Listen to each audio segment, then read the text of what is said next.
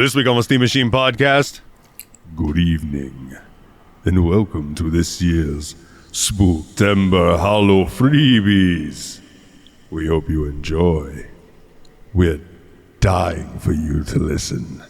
Cue the music!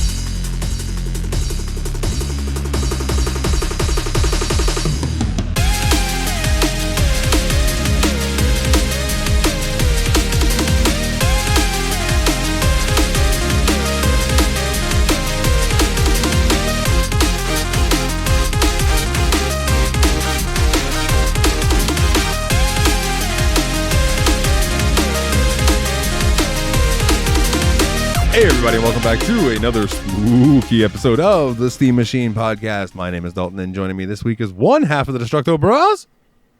Hey, what up? It's Willie. We got Mikolov, Team Retro. I am not a Destructo Bro. And then, from the grave, we spoke the spell that you all know so well, and he rose from the dead to join us, the other half of the Destructo Bros. Whoa. It's Nate. What's up, everybody? Hey, buddy. What's up, man? Well, a lot. A lot? Yeah, I was going to say, let's go ahead and start with you. We haven't talked to you in the longest. How you been? What's been up?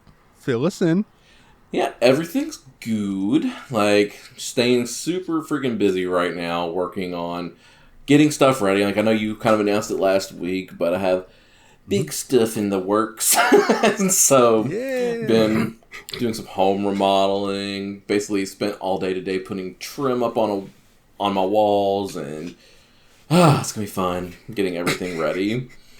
And then, other than that, I found this really cool series of books that are free if you have Amazon Prime. So it's the spooky season.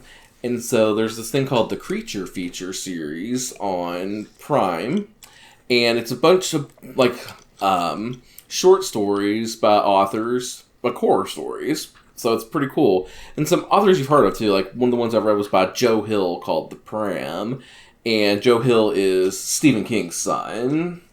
And yeah, and that was a pretty good one. My favorite one I've read so far is one called Ankle Snatcher by Grady Hendrix. And it's kind of like... It's a good title. Yeah, and it's kind of like a play on, like childhood monsters under the bed kind of thing. And so I thought that one was really cool, and I would highly recommend reading the series. There's still a few more I want to read, but it was just so perfect with the Halloween season that I was just thrilled to get into. Hell yeah. Other than that, between all that other stuff and then books, some cool TV shows I've checked out lately. So, I don't know how this happened, but we decided to start getting back into Survivor, so that's been all a right, fun one. This season's been really good. And, that's the one show that I've always talked about. If I could do one of these reality shows, I'd do Survivor. But, probably wouldn't want me to do it because I wear hearing aids, and they probably wouldn't like that. This season, there's a dude that wears hearing aids doing Survivor, so, I'm out of excuses now, it seems like. I don't know, man. I picture Nate being on Naked and Afraid. Out there. I feel like you would build yourself like a leaf thing. Yeah, I don't know. What's the word I'm looking for? Like undies, but not undies, you know what I mean? Like a cod piece of... Loincloth? Loincloth, thank you. Didn't somebody in Naked and Afraid do that once and, frickin'... use poison ivy or something as the leaf. Ooh, all I have to say to that person is they should have done their research, because I learned what not to do in Boy Scouts with that shit. Yeah, that's the thing that kills me about Survivor and stuff like that. Is there are people that go out there and seriously seem to not know jack shit. They don't know how to use flint to make a fire. What are you doing? And it's I feel like if I was going to go on Survivor, I would find out what type of plant life is on the island so that I could make a fire without a flint, for one thing, because you want fire, guys. Why don't y'all know how to make a fire? What are the fish like? Yeah. What are the fish around there that I can spear? All kinds of shit you got to think. This season of Survivor, we were watching it, and, it showed the snake swimming up towards the sky. I'm like, that's a sea crate. And he got bit by the sea crate. And it's like an extraordinarily venomous species of sea snake.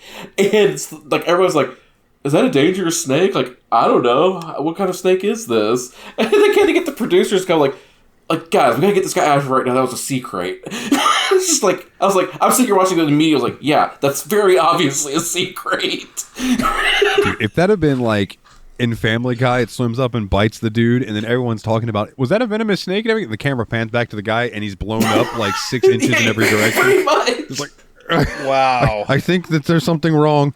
The good news for that guy is, like, apparently it was a dry bite, so he didn't actually get any venom, but he still did get sent home because of, like, the stress and the pressure of the situation, the fact that he hadn't eaten real food in, like, 10 days up to that point. They're like, yeah, we can't let you go back out there.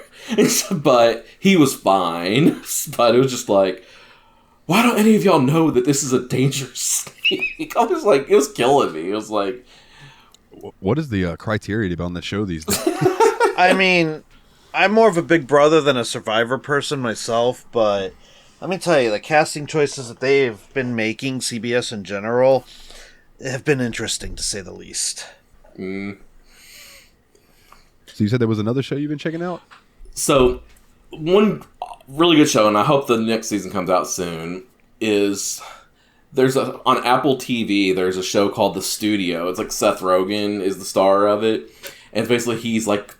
becomes the head of this studio in Hollywood and making movies and stuff, but like it won the Emmy for Best Comedy, and it's been like 3 years since an actual funny show has won the Best Comedy because the Bear has been winning it for like the last 3 years or whatever. Is that a drama? It is very much a drama, but that's what I thought. But the way they classify it is so stupid. It's like any show that's like half an hour, like around the half an hour mark, like less than 45 minutes, is classified as a comedy, and anything over that's classified as a drama. I'm like, why would you classify it this way, guys? It makes no sense. That doesn't make any sense. No, and like, it was so annoying seeing the Bear win it every year. It's like, that's not a funny show. It's a good show, or it was for the first 2 seasons, but it wasn't ever funny. It was like, I mean, it had funny moments, but anyway, I highly recommend The Studio. It's a hilarious show. It's like Seth Rogen, I don't know, it's just really good. It's hilarious. And like I said, won the Emmy for Best Comedy. I actually have access to Apple TV right now because my mom got an Apple TV subscription because she found out that there was a bunch of stuff on there that starred Jason Momoa. Yes, there is. She subscribed, and she's been going through all the stuff with Jason in it and enjoying it. That's funny. Get some, mama. That's a good choice. Yeah, and it's funny because she'll be Can't like, go wrong. yeah, I'm watching the show that he's in, and it's like about like people. It's like after humanity's gone, but like they're like tribes and stuff, and oh my goodness, it's so violent and gory. And I'm like, you don't like that stuff? She's like, I know, but Jason's in it, so I'm watching. It is so funny, like the stranglehold that man has on like certain women. It's like there's like a large swath of women who are just like, Jason Momoa is the end all be all, and they love him so much, and I'm just like, get it.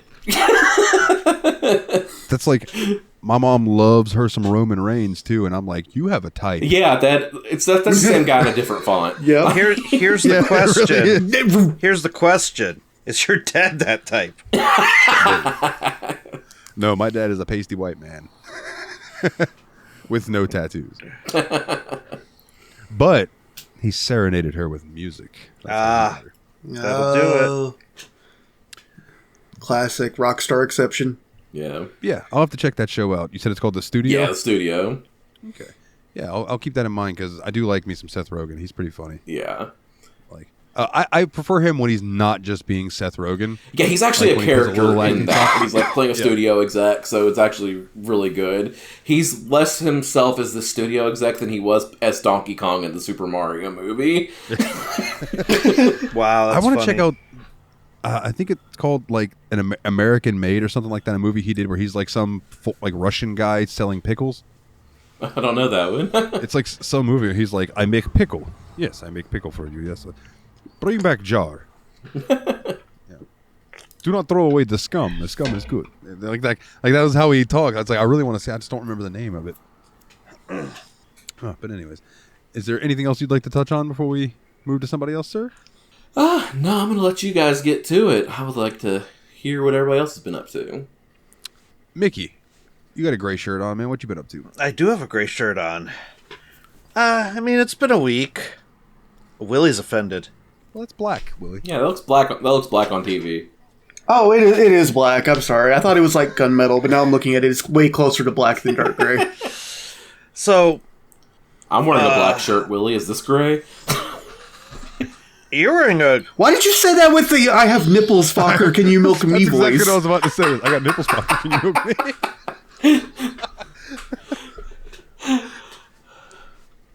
Like, that was 1-for-1 the cadence, dude. I'm. You got me. Checkmate. I'm out.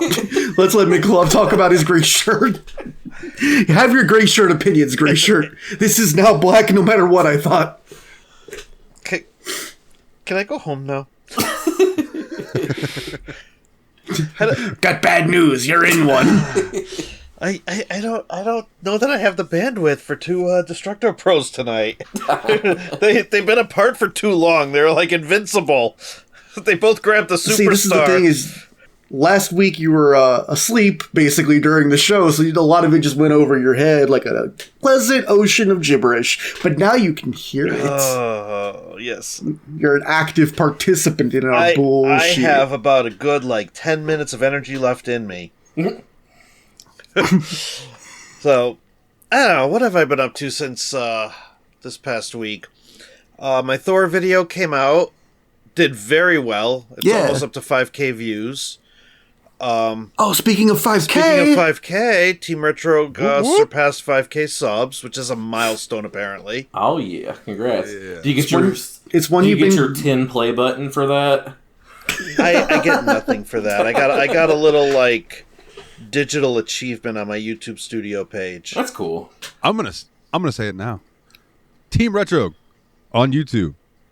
Go subscribe to him because he is the best person on YouTube who covers handhelds. I don't give a fuck who else covers handhelds on YouTube. They can all blow me because Team Retro is the best. Go check him out. I mean, can I blow you? Whoa. If you would like. Okay. I will allow it. Is that for a follow, or is there a little quid pro quo going on? Will you start listening to the Steam Machine if you do? I don't know. I don't know if I have too much energy or not enough. I'm very, very punchy with the jokes tonight. But I being serious though, I am very happy for you. I'm proud of you that you hit the 5K. I know you've been pushing and striving for that. Oh yeah. Oh, thank you. What's up, man? Yeah, no, that's a pretty big milestone in the YouTube world. I've been doing it for 4 years, so the fact that there are 5,000 people who tune into me and actually give a darn, that's kind of saying something. Yeah, but you crested that last 500 really quickly, too. The moment you started putting out calls for action, you were getting the response, whereas there are YouTube channels I'm watching that are 2% away from their goal number, and they've been over a year trying to get people to subscribe. Wow. Yeah. So, but other than that, I don't know. I've been enjoying the hell out of this thing. Yeah? This is the Thing is sweet as shit. ROG Xbox Ally. This is the thing I went to New York. I bought this, by the way. They didn't send it to me. They didn't give me a unit, even though there were 10 underneath the table Good, so in I don't New have York. to mark this as a paid sponsorship. Good. No. You wouldn't have had to anyway, because you didn't buy it or you didn't get it. I know. I was just making. But no, I bought this with money that I don't have. I played all of our freebies on this, by the way, which I'm going to talk about later. Not a visual podcast. It's the ROG Xbox Ally. It's the white one. It's not the expensive $1,000 black one. I'll just go ahead and say right off the bat with my big hands and blind self. That is a big screen with 2 nice size controllers on the side. That is primo in my opinion. Well, I think that's the whole point of it. It's supposed to feel like an Xbox. Do I have an Xbox controller? It's supposed to feel and look like an Xbox controller. Yeah. Here, I've got one for scale. Yeah. How do the screens compare to the Switch 2 for reference? It's a Yeah, you played with the Switch, the OLED, and the 2. So, how would you scale it to all of those? This is a 7-inch LCD, not OLED. 120 hertz of VRR panel. So the only thing that sets this apart from the Switch 2 screen would be the variable refresh rate, and the fact that it's 7 inches instead of 8. I would more compare this to... What the hell would I compare this to? I can't say an original Switch because that screen was butt. No, this is a much better screen than that. I don't know what I would compare this to. It's kind of like the Switch 2 but smaller. Is that basically? It's like it's the Switch 2 but it's an inch smaller. Okay. So, but still a good Switch size. 2, the Switch 2, I would argue, is I see the dick joke. The Switch 2, I would argue, is a very good LCD panel. Mm-hmm. Like, for all the complaining that people were doing that it wasn't OLED, it's a very nice panel, and I have no problem with it not being OLED at all. And what am I thinking? What's the word I'm looking for? The addition of it that's black is like the screen's 11 inches, right? Huh? What were you saying? Don't worry about it. Never mind. Continue. I got the reaction I was looking for. None of you sold it. Mwah. Chef's kiss. That's what I mean. Willie face palmed. Nate's laughing. I'm still confused. I don't know if that's laughter from Nate. It's the chuckle of disappointment, if anything. Which is very different from the chuckle of approval. Yeah. See, Miklav's getting the chuckle of approval. Dalton's getting the chuckle of disappointment. Two very different chuckles that sound almost exactly the same. I just get the chuckle fuck. So, in addition to playing the freebies, I didn't get to all of them. Spoiler alert. I've been playing Final Fantasy VII Remake on it because I want to see what the experience is like playing it on this versus playing it on the big screen with the PS5. And throughout the process, I got sucked back into Remake, and I'm like freaking 12 hours into a game I've already beaten twice already. I was gonna say, weren't you just on the show the other week talking man. about how you've beaten this game a couple times already? Yeah, and yet I'm about to beat it again. I'm like, yeah. So it is not your Final Fantasy VII. See, here's the funny thing too is I got Rebirth running on it, and I got Rebirth running on it with a pretty decent frame rate, and I used some of the AMD trickery that's in the app to upscale the resolution from 720. And so I got it looking pretty sharp. I got it looking graphically like good enough that I would enjoy playing it on this thing. And then I went back to Remake.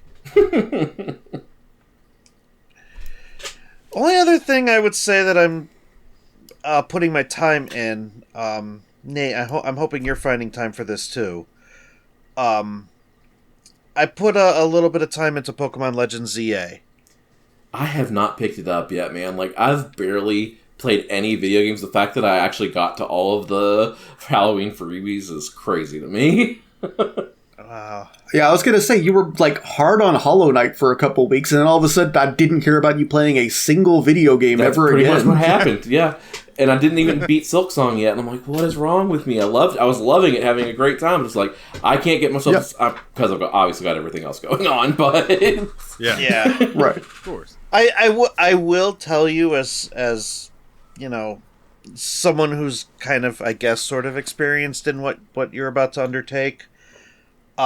It does get easier, and you do manage to figure it out. yeah, I'm sure. That said, there are pockets of time where you just don't game. Yeah, It just doesn't happen. So the fact that I'm on a show that requires you to play video games is kind of shocking some days.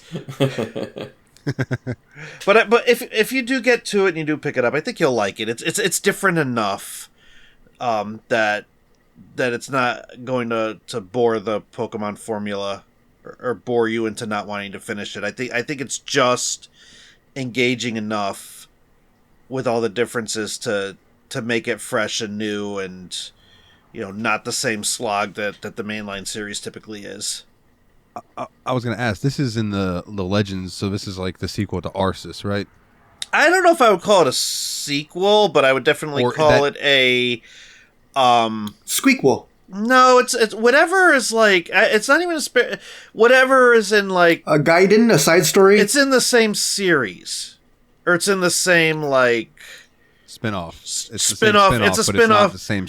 Yeah, it's world. part of the Legends family. I'll use the term family. Yeah. It's part of the Legends family of games. Like, it plays like Legends Arceus, but it's not directly in, like, the series line with it. Like, because, like, Arceus was, like, if you want to call it a spin-off of anything, Arceus was a spin-off of the Sinnoh? Diamond and Pearl. Still not Diamond and Pearl. Diamond and Pearl. Yeah. This is a spin-off of XY, right? Yep, Nate's got it. Okay. I mean, the idea of one big city intrigued me. It's not that big a city. Oh. And we're not talking like Liberty City or wherever the hell Cyberpunk takes place. Like Night City. Yeah, it's pretty small by comparison. Night City, that map is huge. Holy crap! I gotta go back and play that game again. Me too. Oh my god. I just need to give up trying to use fucking ray tracing and just play the game. No, just play the game. Listen, I play that game on these freaking things. Like, what's ray tracing? Yeah. Like I can open up the Paint app and write the word, trace the word Ray, and see if that works. Who is Raymond tracing? Dude, I saw a shirt today that I really, really want to buy. So it's a medieval looking shirt that has a coat of arms of a guy on a horse riding on a field of grass, and it says something along the lines of like, Pray thouest ingest a satchel of Richards. Not bad. A satchel of riches. A satchel of Richards. And I'm like, that's hilarious. Because I use the modern version of that term very often.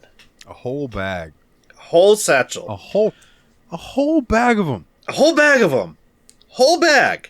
And how long have they been even sitting in there? Probably smells. Definitely smells. Yeah. Willie, what about you, man? What you been up to?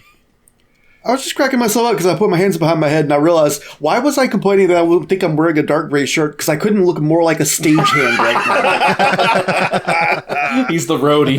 Like, I'm wearing this is absolutely a long sleeve black t-shirt. There's nothing. If it was a little turtleneck, I would be a stagehand.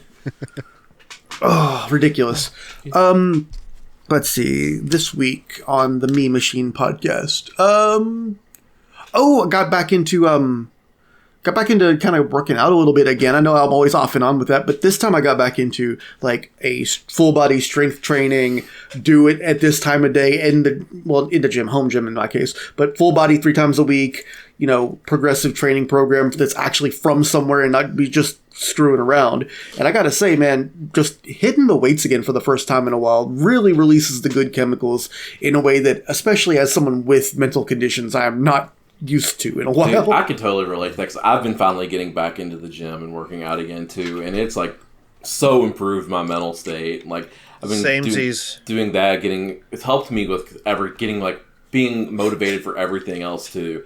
And just like, I hate to hijack your section, but like I got really pumped this week because like I finally hit where I'm repping with over 200 pounds on bench press again, which feels really good. Yeah, dude. So I'm did like a set of 6 of 205 on bench, and my deadlift and squats are both climbing back up too. It's just like, it feels good to finally start feeling strong again. So, just for me, just being back in the motion, like just the feeling of sweat, and then after the exertion, you're like, man, it felt good to exert myself. Actually, I remember how much fun it is to exist in a body. See, for me, when I started going to the gym, I was lifting with free weights, 1 in each hand. I started at 15, which is like nothing. Now I'm up to 22 and a half. Nice. Which is still nothing. Yeah, but it's less man. nothing But it's progress. that I had before. But that is progressive overloading. You get stronger over time until you can do more. Right. It doesn't surprise me that you have 1 in each hand. Let's go ahead and say that. We need to get. But no, we need to get him a shake weight. What are you doing, Step Dalton? Dude, the fucking oh my god, that episode of South Park where the shake weight's like, congratulations, it's over, and it sprays the stuff on your face to cool you off, and then gives you the thing opens up and goes, "Here is tax fare," and it gives them money, and it just turns off and goes to sleep. I forgot about that. Oh. Man, so funny. I forgot about the whole damn shake weight. Oh my god. Oh yeah, Nate saying that just sparked that in my brain. I was like, "Oh my god, the shake weight." Oh, the shake weight. Oh man, I haven't been lifting and doing stuff like that since I hurt my back, but I think it's been long enough now that I should probably start getting back into it, especially since I've got a ton of tree that I need to cut up and stuff, and it's like I need to loosen up. But you said you had a ton of tree. I thought you meant something entirely different. Oh no. My brain went to the same place. I have some of that tree. I have some of that tree. No, I have a literal pine tree that was tall as shit that got cut down, and I was like, leave it. I'll deal with it. So that way we didn't have to pay like another, $300 to get it hauled out. I was like, I'll cut it up. Well, I didn't realize there's a lot of fucking tree. That was a big son of a bitch they cut down. So, like, I counted, and it has 36 rings. Ooh. So I felt bad, man. I'm like, oh god. But the way it was growing and leaning towards. You gotta get rid of it when it does that. It would have absolutely. You got tree scoliosis, dude. You gotta take it down. Yeah, absolutely. You know how you put a bullet in people with scoliosis. Willie, that comment was really tremendous. I would be a terrible horse trader. I'd be like, oh man, Orb has a cold, huh? Too bad, buddy. God, I hate to bring it up again, but that reminds me of the episode of South Park where it's the Butters. You're on like 3 now. It's where the kids dress up like ninjas. It's the Let's Fighting Love episode. Oh, okay, yeah. And Butters gets hit in the eye with the ninja star, and he's dressed like a dog. Oh, so I remember that. It was the real bleeding. ninja star. And it's like, woof. Yep. Woof, Very woof. famous visual. So yeah, he's in the. They take him to the pound because they think he's a puppy because he's just woofing and pretending to be a dog. Did they pull the ninja star out? I don't remember. No, he's still got it, and they're about to lethally inject him, in the vet, and the kids come and get him out, and they save him and everything, and the vet goes, "Oh, well, I guess we don't have to put him down today." And he looks at this other dog and goes, well, "Let's kill this little cute puppy instead," and goes walking towards. And that is Willie as a horse trainer. He's just like. Oh, you mean that horse is fine? One way or another, death will happen today. Yes. Someone sees me with a Shetland pony and a figure 4 leg lock wondering what the hell's going on. It's not what you think. It's worse. What's wrong with us tonight? Just having a good time. What else you been up to, Willie? But yeah, anything you've been getting? Yeah, I was just saying... Well, it works out really well, too, that Nate has been getting back in the gym, too, because like a couple weeks ago, we synced up our watches so we could actually see each other's workout progress. And so it's helped me seeing, Nate has finished a strength training exercise. And I think that's part of the reason I was able to pick it back up and just seeing it over and over again. I'm like, man, he really seems to be having fun with that. I want to join him. Because when you get mutually excited with someone about it, it makes it a lot more fun. Yeah. And so... Even though it's not a lot today, I'm on my 5th consecutive day of closing all 3 rings on the Apple Watch. If you're not familiar with the Apple Watch, that means you hit, were active a certain number of hours a day. Like, so you at least got up and walked around like 12 hours. You hit at least 30 minutes of activity, like exercise activity, and you burned a certain number of total active calories in the day, depending on what your goal was set to. And so just seeing all the rings put together, especially because you need some intentionality to hit the exercise one, whereas the other ones tend to do themselves over the day if you're pretty up and active. Mostly you have to remember to stand. That's... Yeah, well, I got the stand reminder where if I haven't done it within like 5 minutes of the hour, it'll like bing, and I'll just get up and walk around a little bit. I hate that though, because it stresses me out when I'm sitting, like I'm in a meeting at work, right? And then it buzzes, and I'm like, this meeting doesn't end till the end of the hour. I'm going to miss my stand hour. Yeah. That is the thing that and happens. I get away with it too on that, because like I think it's because of my anxiety disorder that I sometimes have heart rate spikes during like random times, so I get credit for stand hours while I'm sleeping sometimes. But man, speaking of heart rate though, I went for that walk earlier, and it's been been trying to keep it around like 120 beats per minute while walking. And I was just out doing a casual walk. I looked down at my watch. I'm like, I haven't hit 100 beats per minute yet. Like all of a sudden, it's like way more conditioned, and it's only been a week. The gains will jump up on you, man. It's good stuff. Well, I think it was the first day that I really just got up and made myself do it on the bench, the dumbbells, because I'm like, I don't want to put it off for another week, because I missed it last week, and I was like, I wanted to get started. So even though I wasn't feeling good, and when I first did the first exercise with squats, got my heart rate going to over 160 and all that, I was sweating like crazy, and I'm like, if I push through this, everything else is going to be easy. And then everything since then's been easy, and I think squats will be easy next time because I'm used to it now. Oh, squats So, are so hard for me. I mean, it's that old saying about, like, if you wake up and you eat a cold frog first thing in the morning, nothing else will be worse than that. That's true. That's like I see people use that argument with the cold plunge, where they wake up and the first thing that they do is they go and they get into the cold plunge, and that just like sets their body up for the rest of the day. But I'm good. I like to be more comfortable than that. yeah, I don't know, man. I don't know if I want to sit. Yeah. Like, I feel like that would really. I could hurt see my myself testicles. being like, I could see myself becoming a morning jogger, but only after I've done enough jogging that I actually derive pleasure from it. While it sucks, I don't want to do it. I don't want to be morning jogging when it's hot. I don't want to be morning jogging when it's cold. Once I enjoy doing it enough that I want to do it in bad weather, then we can talk about That's the my morning. secret, Cap. I've never enjoyed jogging. Yeah. No, I know that about you. running and jogging to me are torture. Yeah. I will walk all day, but I do not want to I will sprint a little bit if I need to, but I'm going to be winded. Yeah. I do not want to run a long distance, and jogging, more power to you if you're good at it, dude. It hurts my knees. It's one of those things that's hard to get into because it feels like you always overdo it, no matter what. You always put more miles on than you think you're gonna. You always end up twisting something, and then you have no fun with it, or you burn yourself out on it. Anyway, this isn't an exercise podcast, and I'm not an expert anyway. Let's see, games.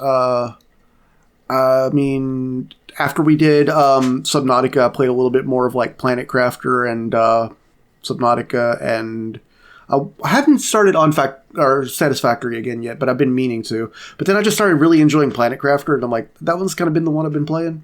I don't know, I just kind of like it. It's relatively low stress, especially if you've started the world before, so you kind of know where to look for the starting materials. I was going to ask you if you were playing more Subnautica, because I've kind of struggled to get back into it since the episode. I jumped in it a couple times, but mainly because I have a base I wanted to build, and I don't think it's probably not smart, but I put the base right next to where the death ray was. So who knows if that was a good decision, but we'll see in time. Let's see, what else? There was a Doom WOD I started on that I wanted to play more, but then this week I wanted to really make sure over the last couple of days that I got enough to say about all the games for the show, so I haven't got back to it, but I played the first three or four maps of it. It's called Dead Sea Scrolls. It's come out pretty recently, and the idea of it is, first off, it's an Ultimate Doom episode, not a Doom 2 episode. So it is a 9-level total episode for Doom 1. It is currently available in the Bethesda launcher. So if you have the Steam version or whatever, you can play it there. Willie, really quickly, I thought of you last night. I don't remember buying them, so I don't know if I bought them one night, very tired and stoned, or if they just showed up in my library. But on GOG, I have Ultimate Doom and Final Doom now. Nice. And I know those were the ones that I think you've pointed out to me that I didn't have. So they just randomly showed up. So yeah, that just made me think of you the other night. You're talking about Doom. That's what made me think. I love it. So the idea of this episode is, the weird thing is it's vanilla compatible too, which I'm trying to figure out how it is, because some of the tricks in it are really advanced, like stuff I guarantee I thought would have been done with Boom shenanigans. But it's like really atmospheric. It's kind of like the adventure style of it. It's kind of like an Indiana Jones type of thing. It's a lot more exploration and like archaeology kind of going on in it. There's some more puzzle solving than in your average Doom maps. There is a good amount of combat. Like the average map I've played so far has 300 to 500 monsters on it on Hurt Me Plenty, but they haven't been heavy duty fights for the most part. But the one thing I've really enjoyed is there's even like a lot of custom dehack. The guy's done a lot of like stuff to modify the engine in a way that'll still run on Doom2.exe if you have dehacked on your old DOS computer. But like a lot of like the basic stuff people love to do, like Lost Souls can be exploded by one shotgun shot instead of taking forever to blow through a crowd of them. But even little things like the pistol is faster and quieter, and therefore more useful, and I think has perfect auto fire, so where it never drifts like the guns do if you hold the trigger down. And there are even like custom monsters. I've only seen a couple of the changed custom monsters so far, but like there was a Kako Demon variant that really caught me off guard when I realized what it was doing.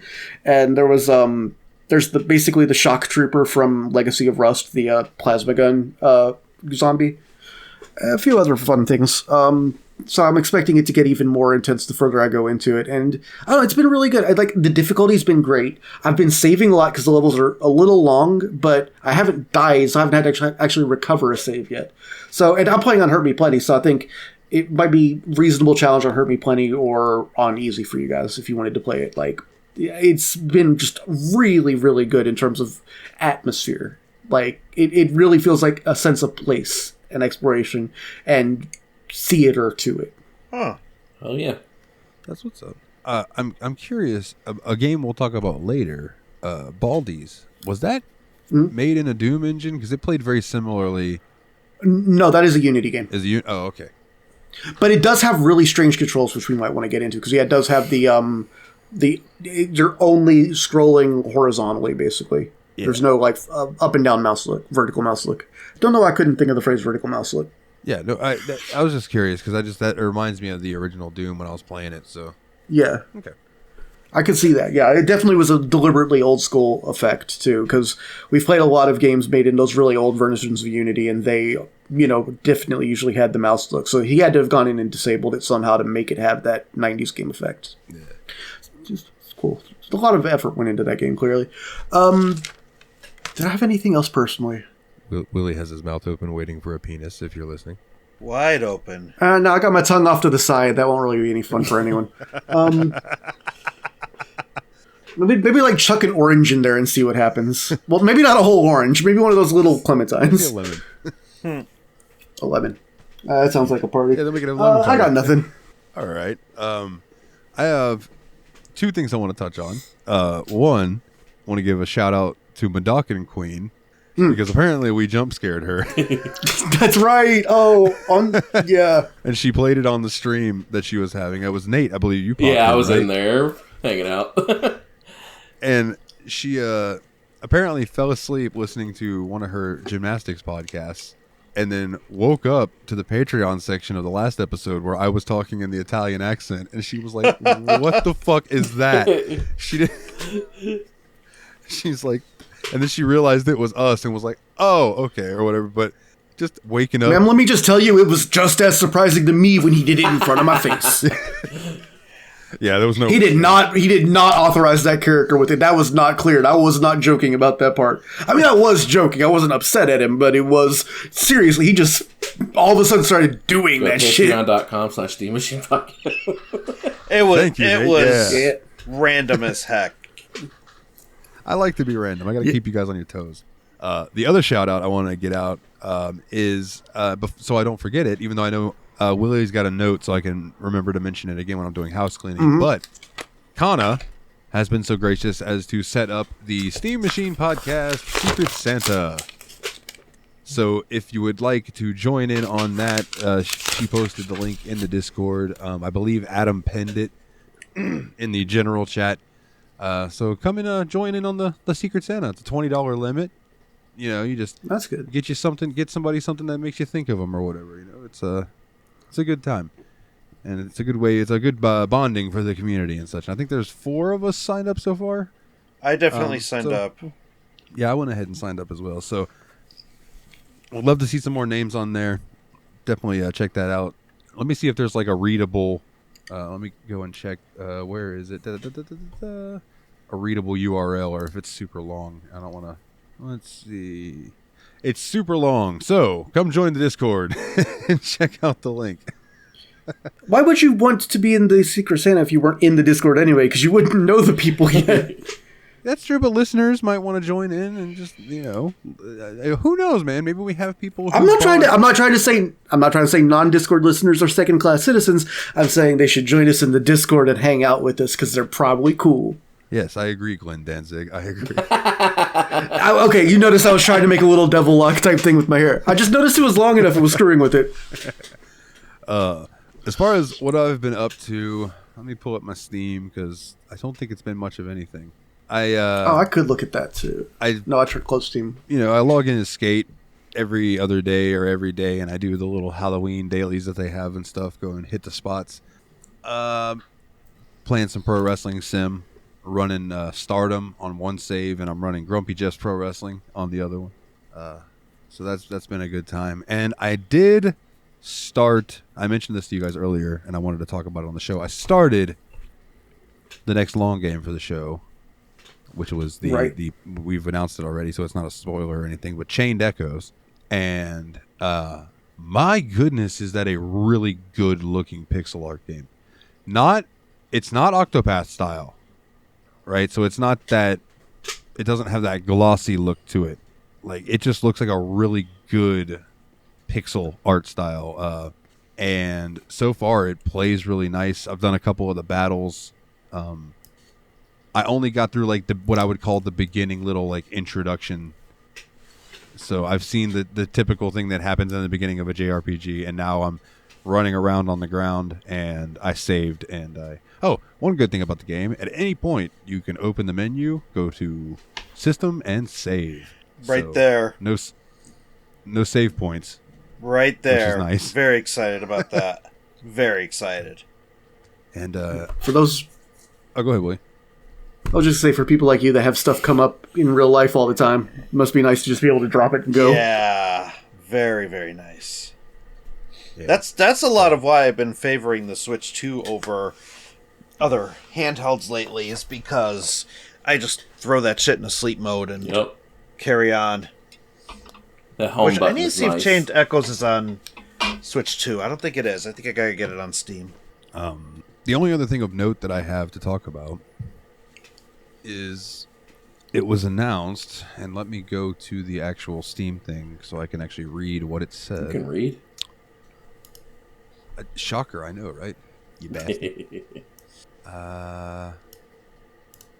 There it is. All right. An update on New World, the Amazon MMO. Oh, yeah, I've heard about that. I heard about this. As New World recognizes its 4th anniversary since launching on PC, we reflect on an incredible journey shaped by our dedicated player community. Your feedback and passion have been instrumental in evolving Eternum into the world that it is today, and our team is deeply grateful for this shared adventure. After 4 years of steady content updates and a major new console release, we've reached a point where it is no longer sustainable to continue supporting the game with new content updates. This is to do with the massive layoffs at Amazon, by the way. The recently launched Season 10 and Nighthaven update will serve as the final content release for New World on PC and consoles. It is only after much consideration that we've reached this decision. To thank you, the New World community, for your support over the years, we have made the Nighthaven release for you available to you for free. To ensure all New World players can experience this content, we've also made Rise of the Angry Earth free for all PC players. So basically their paid stuff they have now made free for everyone to enjoy. In the coming months, they'll provide more details on what to expect, and they are going to try to keep the servers running through 2026 to allow people to play the game and see the story if they want to finish it out, stuff like that. I was gonna say, how much does it cost to keep for Amazon to keep the servers running, even if they're not updating the game? Here's the thing. They make so much fucking money, it doesn't matter how much it costs. Like, it would cost them a drop in the bucket. Considering how It's many less people that and more probably... along the lines of they already manage such a massive web hosting scale that I think just the scale of it makes it basically free to run for them, you know? If they don't have to have anyone maintaining the software. What it is this game probably didn't make the money back that they wanted, and they don't want to pay people to work on it anymore. But they don't. They could probably set it and forget it on AWS and be fine. And Josh Strive Hayes, which let me find that really quick because I think he summed it up really well, and then we can go and start talking about the freebies. Where is his tweet? He said, New World no longer available to buy on Steam. The only image is this notice about maintenance. The devs worked extremely hard to create a great game, yet corporate greed and an obsession with soulless AI over human art kills again. Suits don't care about games. Devs do. All right. And I agree with that. Like, it's just it's sad what corporations have done to some of the games that we try to enjoy. Well, I mean, it's like there's a game that I would like to have right now that I have decided not to purchase because of the way they're doing their. Well, actually, there's a few games going on. Like, I have not bought Sonic Racing and Crossworlds because I don't like their system that they put in place to get the characters. It's almost like a season pass system, which I think is such bullshit. It's like that's bullshit. Just release the content with the game. And honestly, Pokemon Legends ZA is another one I haven't bought because I think it's bullshit that they decided to release a game alongside paid DLC. It's like, shouldn't that just be part of the base game? Y'all are being a little selfish here. Greedy, guys. The only reason that I kind of gave them a buy on that, and maybe I shouldn't have, is because a lot of companies now are releasing season passes on the release of the game, which is basically paid DLC. Yeah, which is what Sonic did, which is why I didn't buy it either. Yeah. Yeah. It's not like Nintendo's not the only one doing it. Game Freak's not the only one doing it. And no, they're not. Yeah. People went nuts just because it was happening on a Pokemon game. And it's because it was stuff. So it's one thing when DLC is like a whole new area to explore or something along those lines. It's another thing when it's like you have to pay money to get these mega evolutions of these Pokemon that you love, and we know you want those mega evolutions, so we get that extra money for it. That's what bugs me. Although those aren't even available in the game yet. Those are coming out as part of the DLC. I think what I'd be saying is you hate to think you paid $60 for a game new at launch just to be told, oh, you're playing the silver version. Yeah. You need to pay another $15 if you want the entire game. Yeah, that's like, fair. what was the $60 for then? This part should be a free demo otherwise. Yeah, that's kind of fair. Right now on Steam, if you go look at the new John Cena DLC for WWE 2K25. How am I supposed to see that? It is... You son of a bitch. You can't DLC me. So I think it's nice. You steered right into that, Willie. I actually found the fucking joke. Let's go, gang. So I think it's $14.99. You get a couple versions of Cena, like his heel run recently. You get that version. You get another version, and you get Brock Lesnar, and like one other thing, I think. And it's like $15. But here's the thing: I pay as I do every year for like the big fat version, which I don't know if I'm going to do next year. The big fat version of the WWE game. That I get all of the DLC that comes out for it. It's John Cena's DLC isn't included in that. That's bull, dude. That's kind of bull. So if I want that, I have to pay another $14, and I'm like, nah, I'm cool with the John Cenas that are in the game, and I'm cool with not having Brock, or I could just go on the Community Creation Center and download a Brock Lesnar that someone created that looks just as good, if not better. It's like, fuck it. Who cares? Yeah, that sucks. Who cares? Also, one of the big reasons I don't know if I'll buy it next year is because they released on PC, because they said because not everyone's PC is a good enough PC to handle next-gen graphics. I'm technically playing the PS4 version of WWE 2K25. It is the previous gen's version that they released for PC. That's bullshit, too. So you're over there paying for DLC for a Wii U game. Okay, so forget every argument I made about any company I was defending a few minutes ago. Fuck everybody. Game industry sucks. I mean, this is EA, homie. These guys ain't doing anything new. But they do actually make it worse every year somehow, which is kind of amazing. And the thing with 2K is, like, they could easily put out a free DLC that it would upgrade your version if your PC can handle it. You know what I mean? But no. So what, do I got to wait next year to get the PS5 version? And then maybe even then they're going to be like, actually, we gave you the Switch version because we just weren't sure if people's potatoes could handle it. And it's like, motherfucker, someone with a potato is probably playing Wrestling Empire. Like, come on now. Which is weird because with all these x86 handhelds coming out, you would think that companies would be more interested in optimizing their games so that they'll run great on a desktop with a graphics card, but then they'll also run great on something that's not as powerful. But instead, we're getting this dribble. This nonsense. Yeah, you're saying there is a market right now for low-end gaming machines because of the handheld industry. Correct. And that market has been around since the pandemic. Like, people started making their games have a Steam Deck preset. Yeah. Because they wanted to optimize their games for the Steam Deck because everybody was buying a Steam Deck. And then all of a sudden that stopped. And now it's just, you cannot run this game. Monster Hunter Wilds is a perfect example of an unoptimized piece of garbage that doesn't even run well on good PCs. Makes me sad too, because man, if there was a game I wanted to be excited for, that was one of them. I played some of the PS5 version. It's mid. You're not missing much. World is better. That's what I'm saying, though. World was so much fun that I was really hoping to see a game that was like that, but more. Yeah, no, I didn't really. I played it and then I fell off of it, and I never fall off of Monster Hunter games. I freaking played the heck out of weird, Rise, for God's sakes. You know, Monster Hunter games are designed to keep you sucked into the world. Yeah, no, I fell. And not in like a cynical MMO type of keep paying or subscription fee way either. It's just like, they just want you to keep on having fun doing the game. Yeah. So, and yeah. I think I mentioned this mostly last week, but I'm going to go ahead and I just want to quickly say it again, and then let's move on. But I know we're throwing a lot of shade at gaming companies, but gaming communities and gamers also need to like chill the fuck out about some stuff, and kind of, you know, some of them need to learn what the fuck two words mean, which is early access.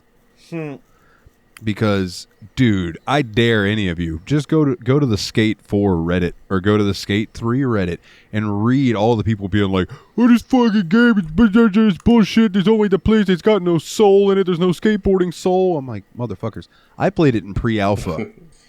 It's got a lot more in it than it did then. And it's early access. Like, give them a minute. like they put it out to make sure. allowed to buy an unfinished game and then complain that it isn't polished enough. It's free, too. Like, that's the thing. Free, yeah. It's free to play, and they have a season pass type thing, which is what I assume happens with free games.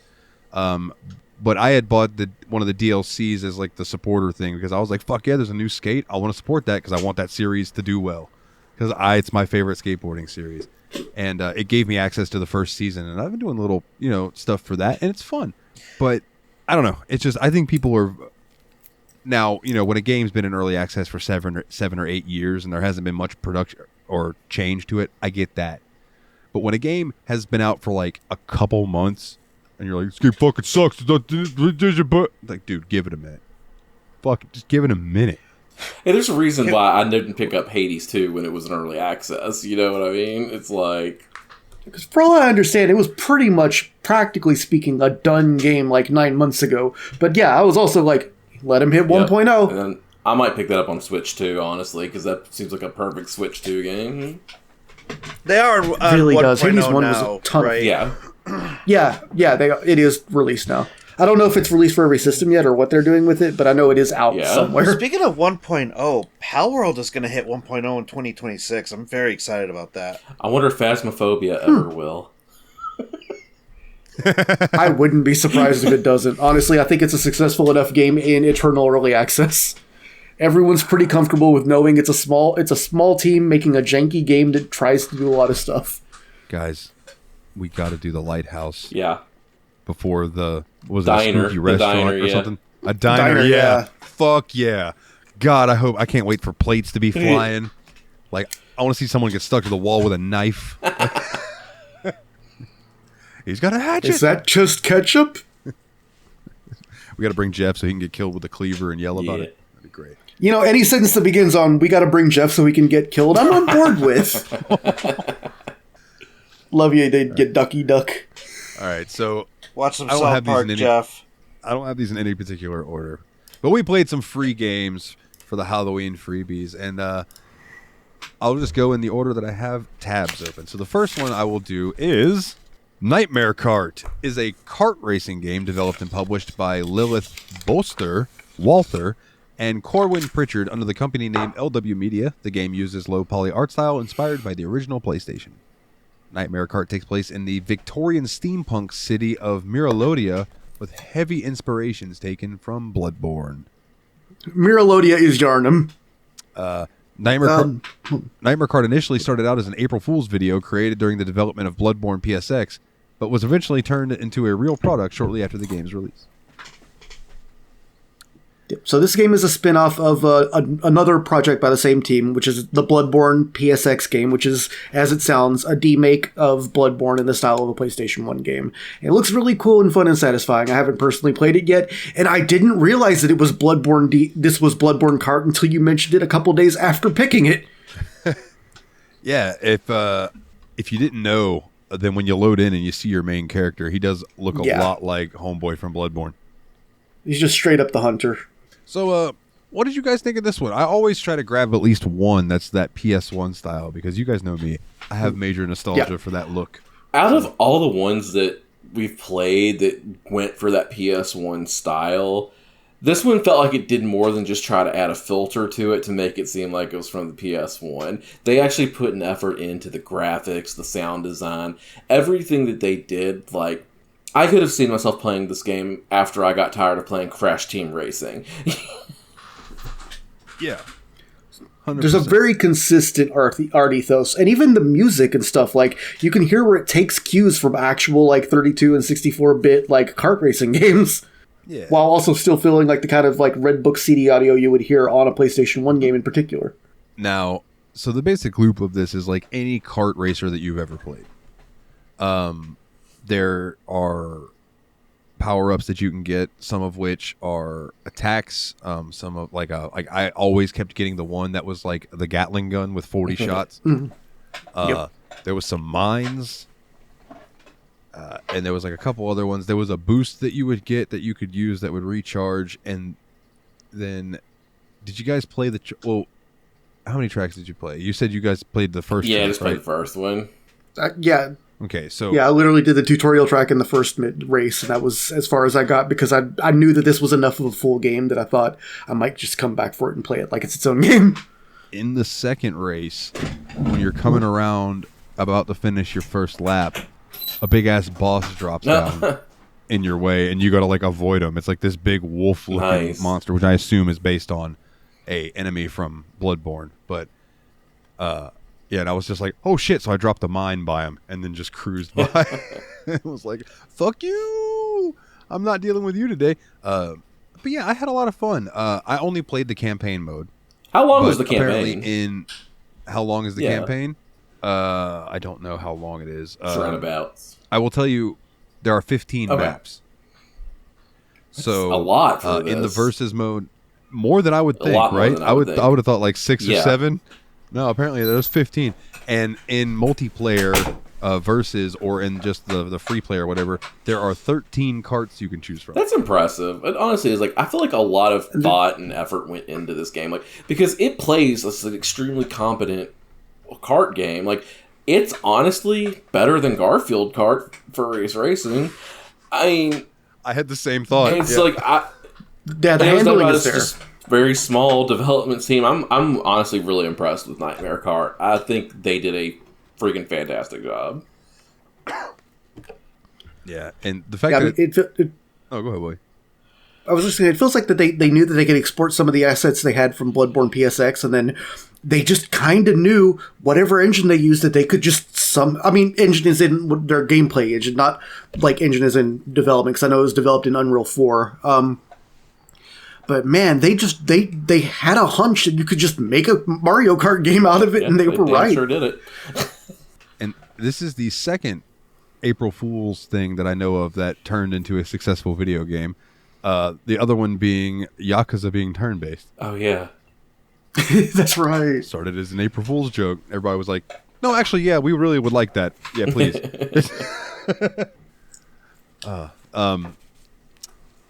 Yeah, just I love they really nailed the environments and the whole vibe of the way Bloodborne is, very gothy.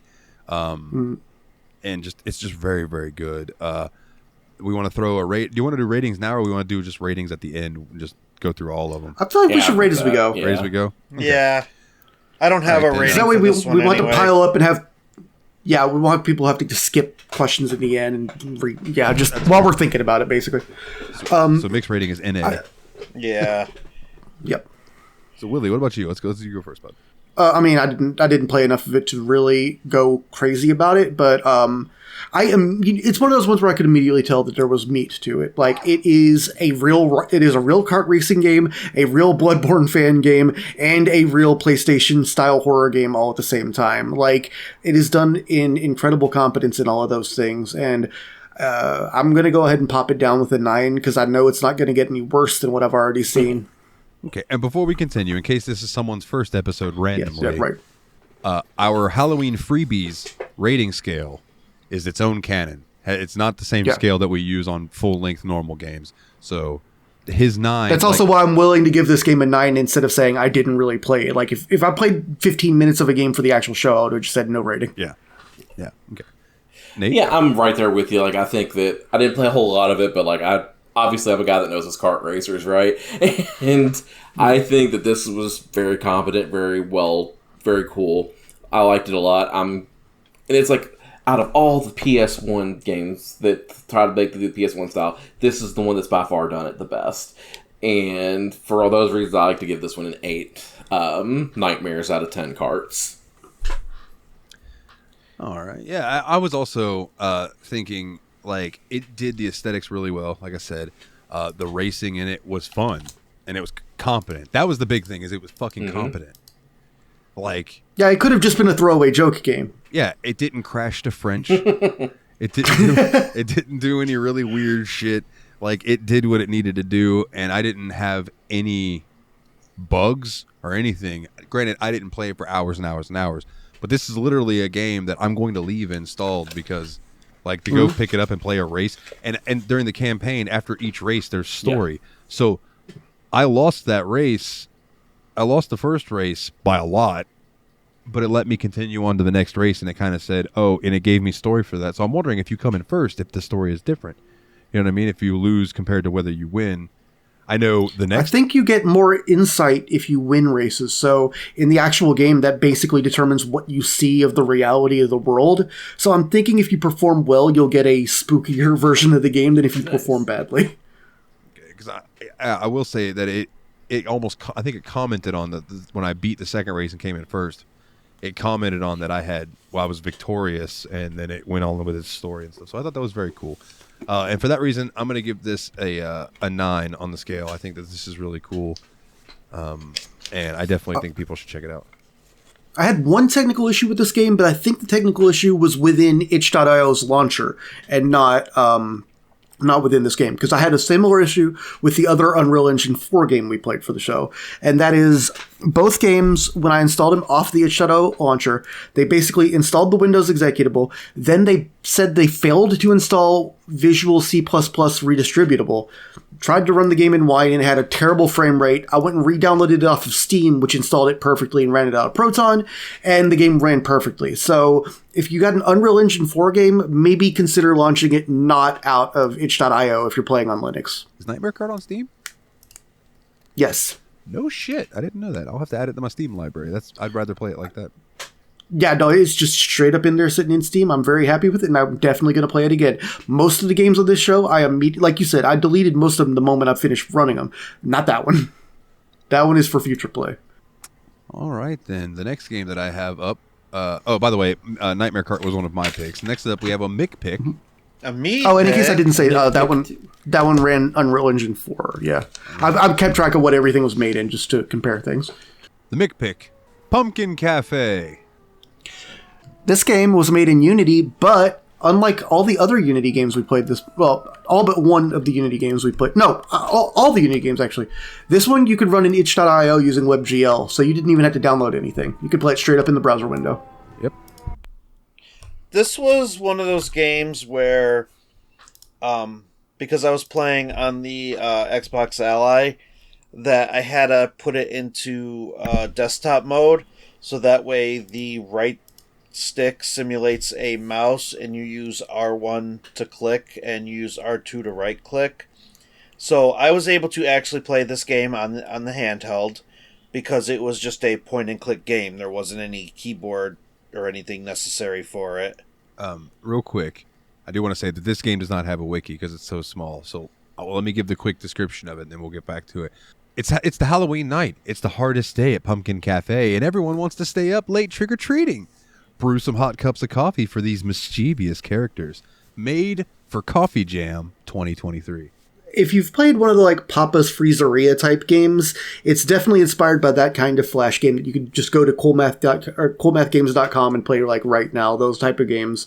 Clearly it was made for a game jam. It's small in scope, and it feels like a flash game from back in the day. In every way, good and bad. So, Mick, what made you pick this, bud? Well, you know me. I don't like getting jump scared or too much gore, and this seemed like a nice, safe, cozy choice for a freebie. But still on theme, on brand. So yeah, exactly. Okay. So yeah, the basic gist of this game is people give you their coffee orders, and you have to prepare them. Yep, so there's just a menu, there's like a talk to the customer thing, and all the customers are in trick-or-treat costumes of some kind, or maybe they're really monsters! And then they just tell you, they describe what you want, you go to the page. If you are me, you click the receipt to see what actually goes in their order. If you're everyone else, apparently you just guessed based on what they said. Well, you don't get the receipt until afterwards.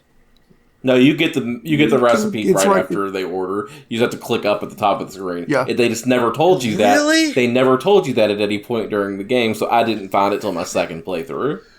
Yeah, I'm never just found it. surprised nobody saw the thing that looked like a printout and said, maybe the order will be printed on there. The motherfucker who wanted a coffee with a lot of sugar, he just wanted it really sweet. I made it as sweet as it could possibly be and gave it to him, and it said I got it 66% right, and I was like, fucking how? That is more sugar than coffee that I just gave him. More sugar than a coffee. Did you guys find it interesting that you were making coffee in a cauldron?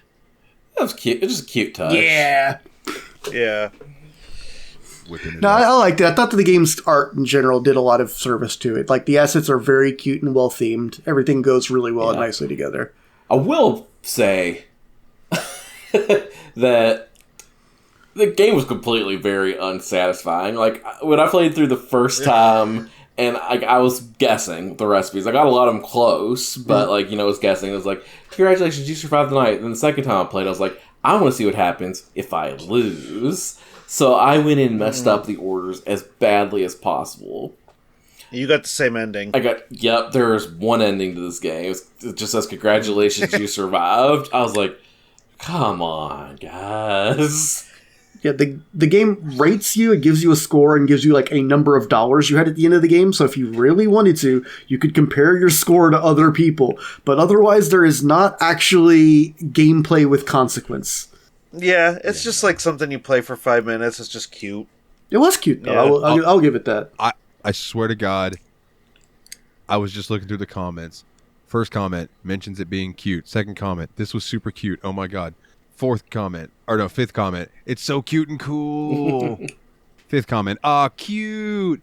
So yeah, that is what this game is. It is cute. Yeah. And I will give you It's a mood.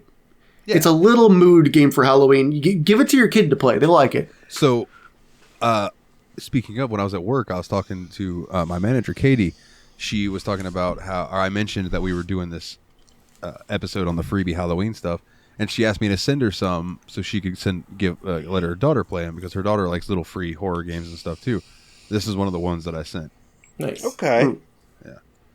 It kind of made me hunger for like an actual like cozy cafe game where you could actually have to make coffee, not just make coffee, but like improve the cafe and everything. Which I don't know. I'm sure there's stuff on Steam. I have to look, but I mean, I was kind of imagining like a Papa's Freezeria type game with like mechanics and stuff. If this game had mechanics, like if they just came back and made a non-game jam version, I could see myself liking it. I have a game called Little Dragons Cafe, and the art style is weird. It almost looks like watercolor paint. Ooh. But then the other one, is it Miyazaki? Or Miyazaki? I think the big Shit, one isekai. that shows up on Steam a lot is Cat Cafe Manager. Cat Cafe. Oh, that would be interesting. Cat Cafe. No, I heard you. Oh, Cat okay. Cafe. I thought you That would just be- said. think I that thought would- You sounded like you said Yeah, hats. that's why. Oh, Hat Cafe. Oh man, a place where we can get hats. There's Bakery Cafe Simulator. Dalton looks very happy. What are you making? Yeah, he's making a face. He's making like 7 face. He found something. It's the 30th. Yeah. That it is. Mortal Kombat Legacy Collection came out today, so it unlocked in my Oh! library. I was looking through and I'm looking at it, and I looked at the date and I went, "I'm gonna beat people up as Jax later." Nice. Oh, Jax where is is what, DLC or? No. One of so Mortal Kombat Legacy Collection is a collection of all the older Mortal Kombat games. Oh, okay. Even the Game Boy Advance one Oh, is on wow. there. Oh, that's funny. But they put on the 2 PlayStation 1 games that no one wanted, but except me. The which Sub-Zero was one? Mythology Sub-Zero Oh, that game and- sucks. and Mortal Special Kombat Forces? Special Forces, which is where you play as Jax, play as and it's Jax. a beat 'em up. I had that on PlayStation. I love that game. I don't know if it's any good, but I love it. The Special Forces one is probably good. The Sub-Zero one is just a terrible fucking platformer. It's horrible. Is there anything else we wanted to say about Pumpkin Cafe? I'm still looking for this It game. would be very hard to. I'm still looking for this game to tell Mick the name Yeah. of it real quick, and I'm like struggling. There are too many fucking. I games will to solve. say it was very cute, but very shallow, and I hated playing it, and I'm mad that I played it twice. If I had just left it after playing it one time, I think I would have had more generous feelings towards it. But as it stands, like, I'll give them credit where they deserve. The art is very cute. I hated this game. 2 pumpkins out of 10 spiced lattes. Fair enough. that's funny. I will say Nate is right that it is just a facade of a game. There isn't actually a video game underneath. Like, the buttons all work and they're almost wired up to things, but a video game does not that make. That being said, it is a cute one-time experience. So just don't play it twice. 5 head. I give it 5.5 red coffees out of 10 dark coffees, which are mysteriously called strong coffee, but only the first time you get it. All right, and I'll give my rating. It's Mick, since you picked it, you can go last. But I do want to tell you the name of the game is, Willie, correct me if I'm wrong, Toho? Oh, it's a Toho game. Okay. Toho Mystia's Izakaya. Oh, Looking okay. it up I have right heard of now. this one, actually. Yes. Yeah, Mystia's Izakaya, Touhou okay. and then Mystia. It's like this little, you're like this little anime girl, and you run a little cafe, and it's pixel art. Dalton, let me just tell you, if you say it's a Toho game, you don't have to begin with "you're just this little anime girl." That is fundamental to the series. Toho Mystia's Oh, Izakaya. I don't know much about Toho other than The it's owner a of lot a of small izakaya, collect ingredients by day, cater to the customers by night, learn recipes, and become the best izakaya owner. Okay, then. So Dave the Diver It's on land with a cute girl. $6. $6 American dollars. Goddamn, that's a deep typo negative cut for the one person out there other than me that listens to them, that listens to this. It's a fun little game, man, and I really like the art style a lot. And it's one that it's on my back burner for the show one day when we just need everyone needs a break, so let's just pick a cozy game. 3,200 overwhelmingly positive reviews. Yeah. So, but yes, I didn't realize that. I knew that Toho was a lot of bullet hells. I didn't realize it was just girls, though. Okay, so Yeah, they're all based on Japanese mythology. Well, not all of them are based on Japanese mythology, but the central lore is. A lot of the characters are also borrowed from other things. okay. So I'm gonna give Pumpkin Cafe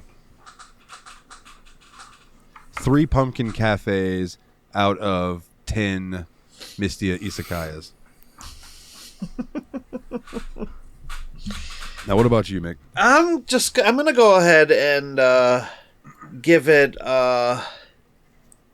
5 coffees with milk out of 10 everything coffees, and that last person had you literally had to put everything in the Every coffee, single every item. single ingredient. You put it in the coffee. Did anybody And I else checked try to do everyone all against 3 the menu. coffees and realize that it was changing the coffees? Yeah. I didn't try Yep. that. No, I No, didn't try that. Yeah, I was like, oh, they want everything. Okay, so I'll put a little bit Yeah. of each coffee in. No. that's a fun idea though to make a 3 roast coffee. It's like getting a 4 cheese pizza. God, that just sounds like a really bad IPA. Well, I'll tell you. But yeah, I mean, learned- I will say that the reason I gave it the highest score out of everyone is just I'm very happy that this game wasn't a Unity default asset game where you walk in the woods with a flashlight for 5 minutes until something dumb Yeah, looking no jumps shit. out and the game No says shit. game over. yeah. We have done that enough. Fun fact: if you take Jose Cuervo and pour it into black coffee, it tastes like bong water. Yeah, I can imagine. It really does. Also, don't be tasting bong water. Yeah, don't pour it into a glass and be like, I'll pour that out later, and then go smoke and come back in really thirsty, because you will forget that is bong water, and you will grab it and you will chug the entire glass before you realize that it was bong water, as your buddy Dustin looks at you with his hand up, trying to warn you, but it is too late. And then you just have a belly of bong water. And does that stay down? But thanks, Dustin, for trying. As a Southern boy who has grown up with the spit can surprise around tobacco chewers, yeah. Done that to I can't- I- myself when I worked property preservation, because I would keep my drink and my dip bottle near each other, and they's usually both Gatorades. So I started sniff test. All right, that smells like grape. It's like, all right, that smells like ass. I need to spit in that one. It's like, all right, up next. Really quick, you want to hear some bullshit? Oh, please. Yeah. Toho Mistia's Izakaya for Steam, $6. For Nintendo Switch, $26.99. Wow. Holy guacamole. Damn! Listen. You should play that on Steam. I'll play it on the Ally. Yeah. Yeah, there you go. Fucking A. Yeah, lose the inch of screen and save $20. Right. Talk like it. No You'll be joke. all right. But anyway, speaking of ass, Baldi's Basics in Education and Learning is a 2018 puzzle horror game developed and published by Micah McGonagall. I guess the son of Professor McGonagall. Disguised as an educational game, it parodies 1990s educational games by deconstructing their elements into metafictional horror. The game is set in a schoolhouse where the objective is to locate and collect notebooks, or pages pinned to trees, and escape the school to take them to a player's friends who lost them, and avoid being caught by Baldi. The game features many game modes that change gameplay subtly or drastically, and it was inspired by Sonic's Schoolhouse. Yeah, there were a few games it was listed as inspired by based on like mid-90s like CD-ROMs educational software. And I think that was an interesting way for them to take it because like the graphics are deliberately crumbly rendered in a way that makes them look like they came out of old educational software when 3D graphics of any kind were the future. Yeah, like this was like from when Clippy was new and cool. Yeah, exactly. Like if something was rendered, it was automatically awesome. It didn't have to be Donkey Kong Country. And I called this game ass. I didn't enjoy it, but I won't call it ass. I think it does what it tries to do well. And this is, I will say, one of the only times in any of the games that we played where I felt any sort of tension. Yeah. That fucking click. That's I will Sounds say, like, good. I thought I was going to enjoy this one a little bit more than I did. Like, it was fun. Like, I liked how it made me do math.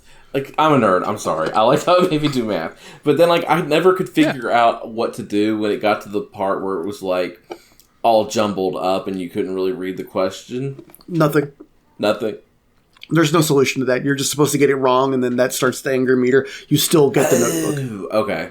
And so, like, I never got past getting that one. Then I just got like Baldi after that. But I thought I might come back to it, but I was like, I get what's going on here. It kind of just, like, I feel like we've played games that are similar to this. Some that do it worse, some that do it better. The thing that really stands out about this one is just the way they decided to, like, it's the theme of it that really stands out, that I think they did a good job with. I thought that was really neat and put it over some of the other ones. Yeah. I do think it was well themed. Did you play it enough that you actually got to see some of the other characters Yeah, in the hallway? Okay, so you did notice they have different patterns, Yeah. they do different things when they catch you, etc. Okay, that was what I was going to say. That if you've solved that much, then you have enough knowledge to make a judgment. I think. You guys know me. You know that schools creep me Yeah. the fuck out. Like, Yeah, absolutely. This one wasn't so bad because of the way it looked, just that graphic style. But still, it was a little creepy to me. There's something about like faculty lounge stay out that even though you've been out of school for 20 years, you're like, that's not helpful. I can't open that door. I'm a child. I stay away from the faculty lounge. Oh yeah, I guess you're immune. No, I mean I just no wonder you didn't play this game. You didn't want to go back to school. I eat in my classroom. Fuck the faculty lounge. I get you. Yeah, you don't want to have to hang out with the rest of the faculty. Correct. So the thing with this was like I started going, and again, like Nate said, I actually did enjoy doing the little math problems because I used to really like edutainment games like the Lion King games that I had, and some other ones, and it was like, oh, okay, I get this vibe. Then it gave me that jumbled one, and I was like, 69.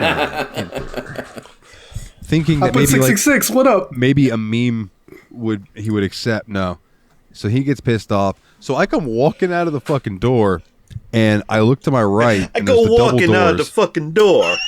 Yeah, I go walking out the fucking door, and I look to my right, and he's down the hallway, and I can see him smacking his ruler in his quote unquote hand, and I see this little kid, and I'm like, oh shit, he's smacking that girl.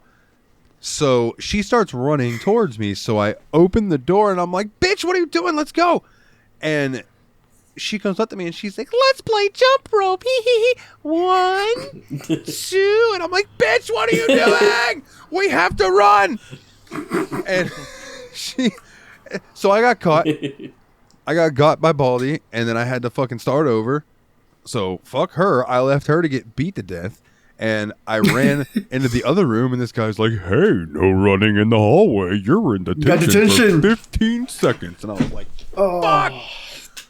So I got again. So then I started it up a third time. And I got it through both of those situations and got the notebooks.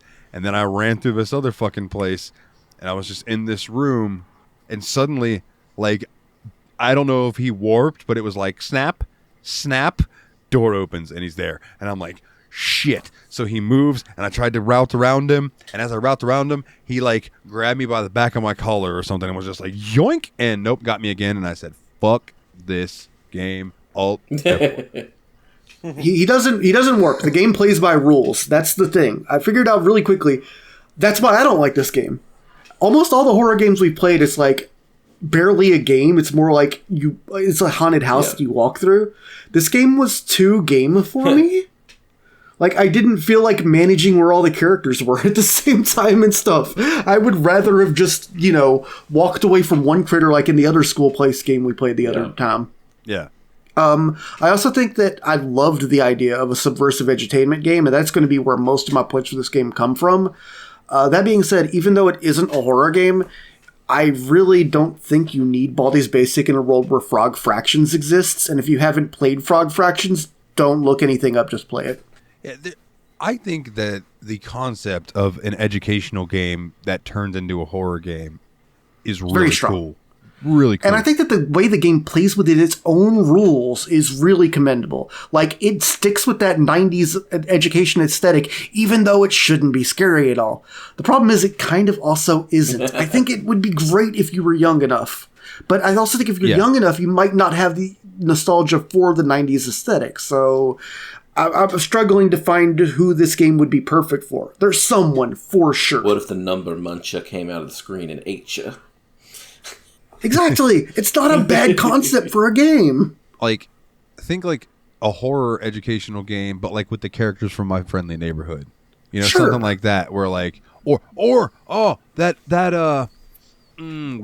the ARG or the analog horror about the puppet, and he's like, "Hi there, will you let me out?"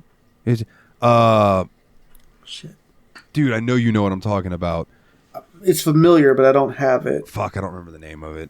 Blitzy's probably yelling because I think Blitzy's the one that showed it to me. Oh, wait, was it Welcome Home? Yes, Welcome Home. Yeah, that. Okay. The character. So when you brought Blitz up, I'm suddenly like, oh yeah, he's still into that.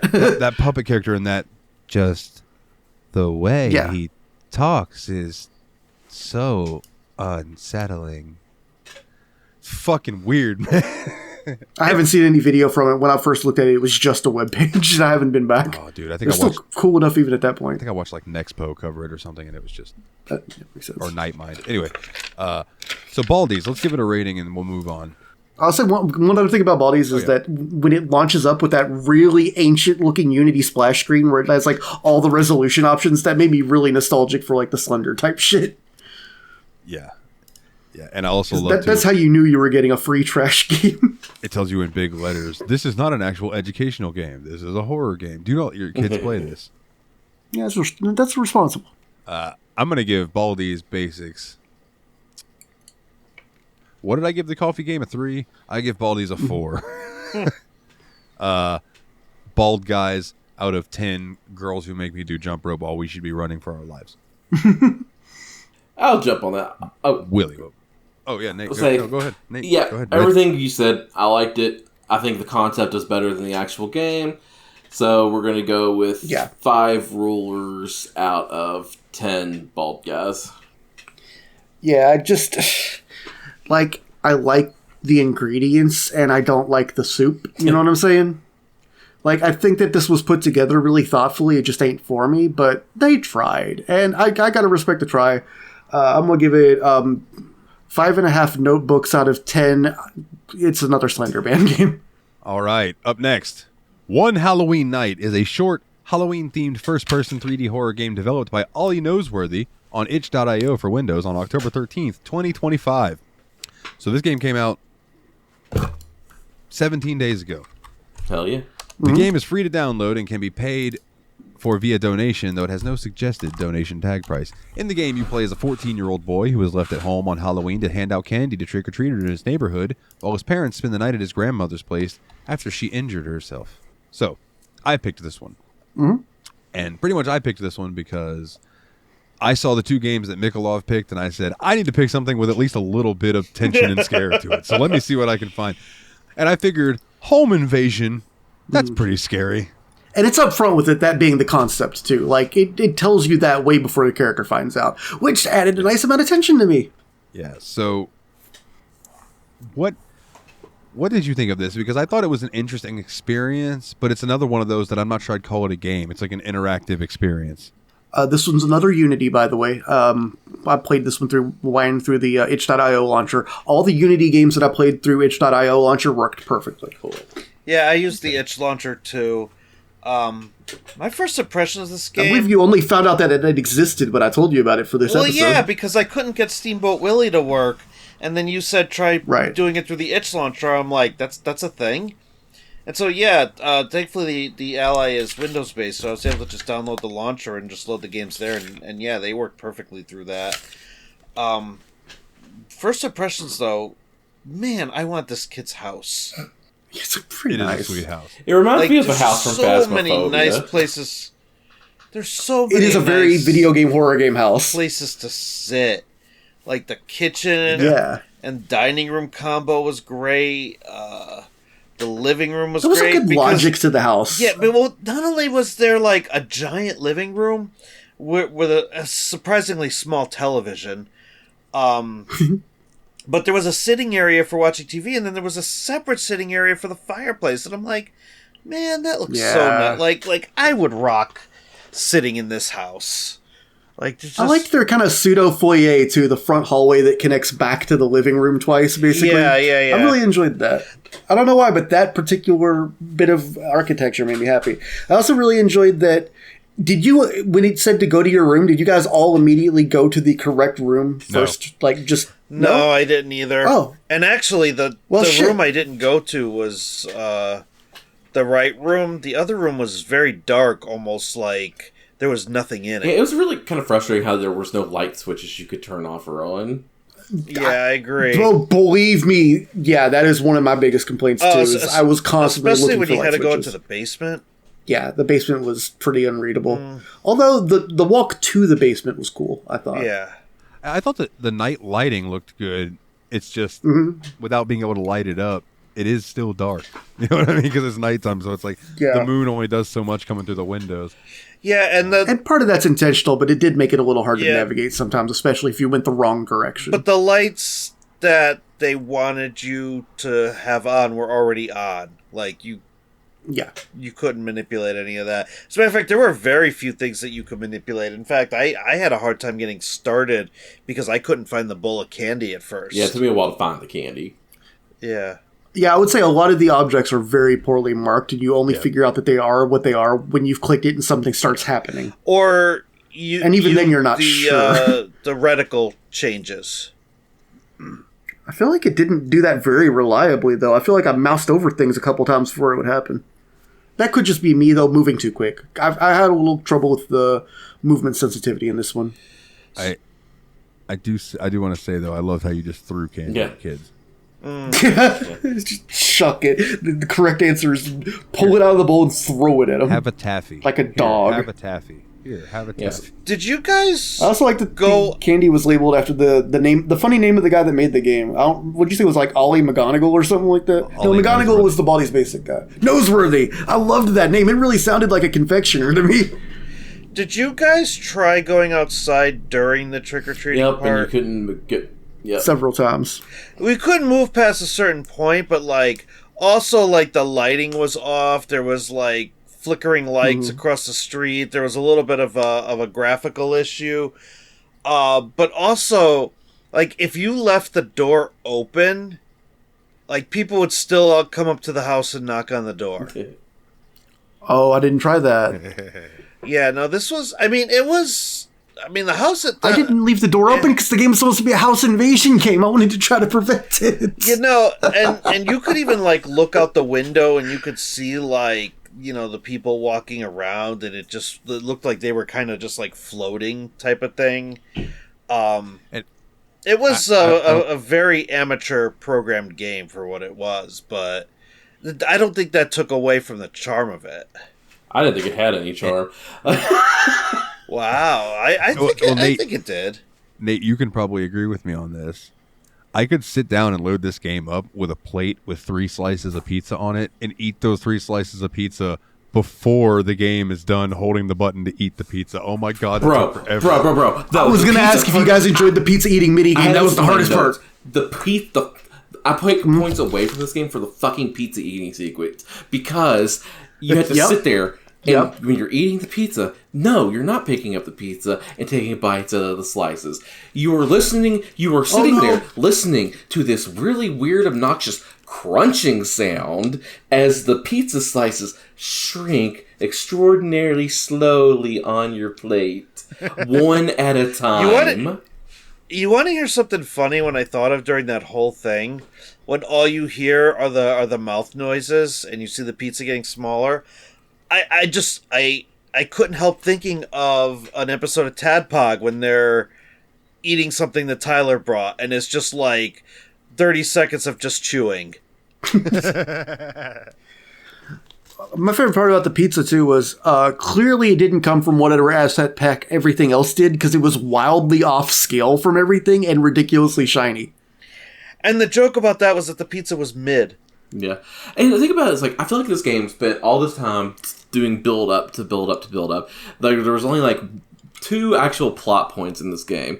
And the first one is when you found out there's this weird old man that set up a table outside of your house and was giving out candy at the same time you were, but he was giving out the full-size candy bar. Which that was an interesting point. But then it makes you just do the runaround for the rest of this game doing absolutely nothing. Like, oh man, the thing in this basement's making noise, gotta go turn that off. Oh man, I'm really thirsty, gotta go downstairs and get a bottle of water. Like, it's like, it was just spent so much time wasting time. Like, the game was like 25 minutes total, and 20 of those minutes were just bullshit waiting for something to actually occur. And I get that it's probably trying to build the tension for the thing that did happen, but when the thing did happen, it was the least scary shit I've seen in my life. I was gonna say, Mikolov managed to avoid the jump scare in this game. Because you hid under the bed the first time, right? Oh, yeah. I did too. I avoided the jump scare the first time I played it too. Same. But then, the one thing I will give this game points for is it lets you play the game, not from the beginning again, but lets you see the other ending, and it lets you make different choice. It does do that. However, it also does that at the start of that scene. So you still have to do the whole going downstairs, drinking the water, and going back upstairs very, very slowly before you're taken to the prompt, which if this had been any visual novel, there would have been a one-button way to get You back say to that, but we did a visual that being novel said, it's where still that more was not a respect. thing that was available in that visual novel that we played. You know what? I picked the wrong genre to give an example of, but this one had its reasons. That one had technical reasons to do that. But at least it had the choice to go back to that instead of making you play all 25 minutes again, because the game's approximately 25 minutes. Yeah. Well, basically, Mick, if you try to run, you can't get past the old man, and then he runs up on you really quickly and gets really close to your face with like a candle, and it's like, "Ah!" That's it. And the game ends. You get Five Nights at Freddy's jump scare killed. That's basically it. Okay. Yeah, I missed that. You didn't miss it. No, and then and then the ending, your neighbor across the street couldn't sleep, so he's just watching the neighborhood. And your parents asked him to watch the house because they were gone, and he saw an old man run in, and then I guess waited half an hour to call the cops. Yeah. I don't know what the I didn't like this one at all. Very- I'm not gonna lie to you boys. yeah, I did not pick a winner with this one. It was okay. You hit me right where Mikola's Pumpkin Cafe hit me. Like, this one's straight up just another 2 cheap candies out of 10 old men. I thought the narrative had enough going for it, at least, that I was at least paying attention until it got to kid can't sleep type things at the end. But I was liking handing out the candy and stuff. I don't know how come every person that makes this kind of game makes half of your customers incredibly rude. Yeah. Like, I'm the one with the candy. Bow to me, bitch. I'm 14. I'm probably going to toilet paper your house if you're rude. Hey, just give me the candy now. I was like a 40-year-old man standing in front of your house. Yeah, that was a very mature 15-year-old, by the way. Okay, no. The thing, I had another problem with this game, and that was the way this kid talked. His internal dialogue. Because he was just like, oftentimes I like to sit on the couch and enjoy a slice of pizza while I watch the television. Yeah, it was very clearly ESL, and I'm not going to complain about that. But it was you would have liked a narrator that you actually cared about a little bit if he was going to get killed off. And I kind of understand why they did it that way, because they're trying to guide you to the next step, because there's not much else to do in this game other than wander around the house, which I did wander around the house. I think therein lies the problem. There just ain't enough to it for how much time it took up. You know, this is clearly a game that was probably programmed by one person, and it was. Yeah, I checked his page. He has like 4 other games that are pretty much all the same premise. They're all about a home invasion, like a type of situation at your house. I mean, and they might use the same house asset for all I know. You almost wonder if he is making these games to cope with something that happened in his past and learning how to program. That's great. I'm judging this game.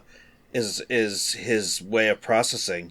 It's a very sweet idea, and if that's the case, then by all means, glad for him. I'm judging this as a video game, not as a therapy project. That's fair. I just made that connection after you said that all of his other games are about home invasions, and I'm like, that there's something going on in that mind of his. Maybe he just really wants to do a D&D. So, before you guys give your ratings and I give mine, there's one thing of trivia on this little wiki page about this game. I'm shocked there's a wiki page for this game on the videogamedatabase.fandom.com. But this game takes place in a Unity asset house. Of course it does. This is the exact same asset house as seen in Core's Game's Halloween 2024 title, Waffle Cone Willie. Spelled Wish we played Waffle Cone Willie. So whatever that is, I wish we would have played Waffle Cone Willie. Next year we should play Waffle Cone Willie. Somebody make a note. I'm not going to write it down, and we're not going to remember. Nathan, stop making like you're going to pin something. We did already play a game with the name Willie in it. We did, and that's coming up in not the next tab, but the tab after. Yeah. So let's give our ratings for one Halloween night and move on. 4 pepperoni pizzas with acne out of 10 kids with acne. Nate gave his already, right? Okay, so go ahead, Dalton. I'm gonna give it one of those little strawberry candies that you get with the strawberry wrapper out of Butterfingers. Okay. Yeah. I'm gonna give it it gets 1 point for having a really, really nice house And it gets 1 point for chucking candy. Yeah, everything else is kind of stale, so I'm going to give it 2 stale candies out of 10 sitting areas. And I would like to translate that mine is also a 2 on the candy scale. The 1 on the candy scale is a circus peanut. Don't nobody like those pieces of fucking foam. Anyway, our next game that we played, Mr. Tomatoes is glad to see you. He waited a long time for someone to visit him. Feel like at home and get ready for endless fun. Mr. Tomatoes. A game So much like, sorry, I didn't know you're still reading. Maybe. Okay. So the thing about Mr. Tomatoes is, I know I mentioned earlier that Pumpkin Cafe felt like it was going for a flash game type of vibe. This game explicitly tells you that that's what they were going for. So it is supposed to feel like one of those time-wasty flash games you would play on the computer when you were like in school. This is the only game on this set that was made in a program I didn't really know. This one was made in Click Team Fusion. Anyone with any insight on that can direct it to someone who cares, because there's probably a reason I haven't heard of Click Team Fusion. I would like the cream. I would like some chicken. Give me the sauce. I will say that I want the steak.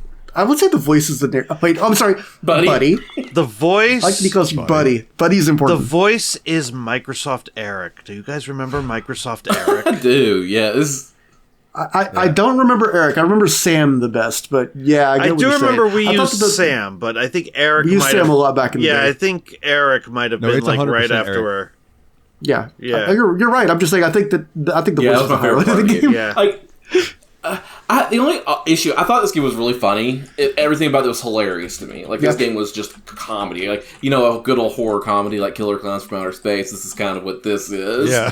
And the only problem I have with this game is I couldn't figure out how to use the items you would buy between rounds. Like, I tried to use the scissors I bought, and I could not figure out how to make the scissors work. But... E button. So... You have to hit, I think, E. And it's like, anytime it showed you an ingredient with a bag, if you hit E, it would cut them open. But wow, that would have got much further. Good to know. You wouldn't have got much further. It would have just turned into an annoying inventory management game instead. Yeah, this game's whole eventual point is for you to lose, so you can see that. Okay, so here's the thing: when this game tries to start getting scary, his voice was so garbled up that I have no idea what the fuck he was saying. Nope, same, exactly. And I have these big over-ear headphones too, so you can't blame it on my setup. That's also, I believe, intentional. Like, because it doesn't matter what you give him once you hit that 10 anger. I like to give him the brains. Yeah, he just which is everybody loves the brain. And did you guys try opening up the game after you lost? No. So I do know that it does do something. I have some stuff to share with you guys after this. So I know there's like other ways to play this game. There's a way to actually beat it, but I had to look it up to kind of figure that out. But what happened is I loaded up the game by having to go into the folder that the EXE was in, and I noticed that whenever I loaded this game, it was asking for admin permissions. So I'm like, why is this game asking for admin permissions? And I'm an idiot. I clicked yes anyways. And that's because, depending on how you play the game, it needs to put like certain either JSON files or other files like physically into the directory. Because after I got the jump scare after hitting the 10 anger, I noticed that there was another file in the directory. Oh, it's one of those. Okay. Yeah, and so I opened up the game again, and all I got was a bunch of static and a bunch of like cryptic symbols, and then the game never opened up again after that, and I ended up just uninstalling it.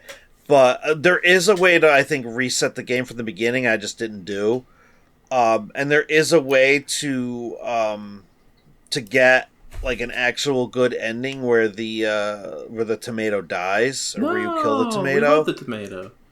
There are like 6 endings, Yeah. actually. Go to the tvtropes.org page for it. It turns out that this game has a lot of other stuff going on under the hood. Yeah, it does. Like to the point where, like, in order to, like, progress to a certain point in the game, you actually have to open up a text file that it puts in the directory. So, I have an interesting fact about this, too. It's like, I didn't realize it when we started playing it, but I have actually seen, this is actually a fairly popular game in the speed running community.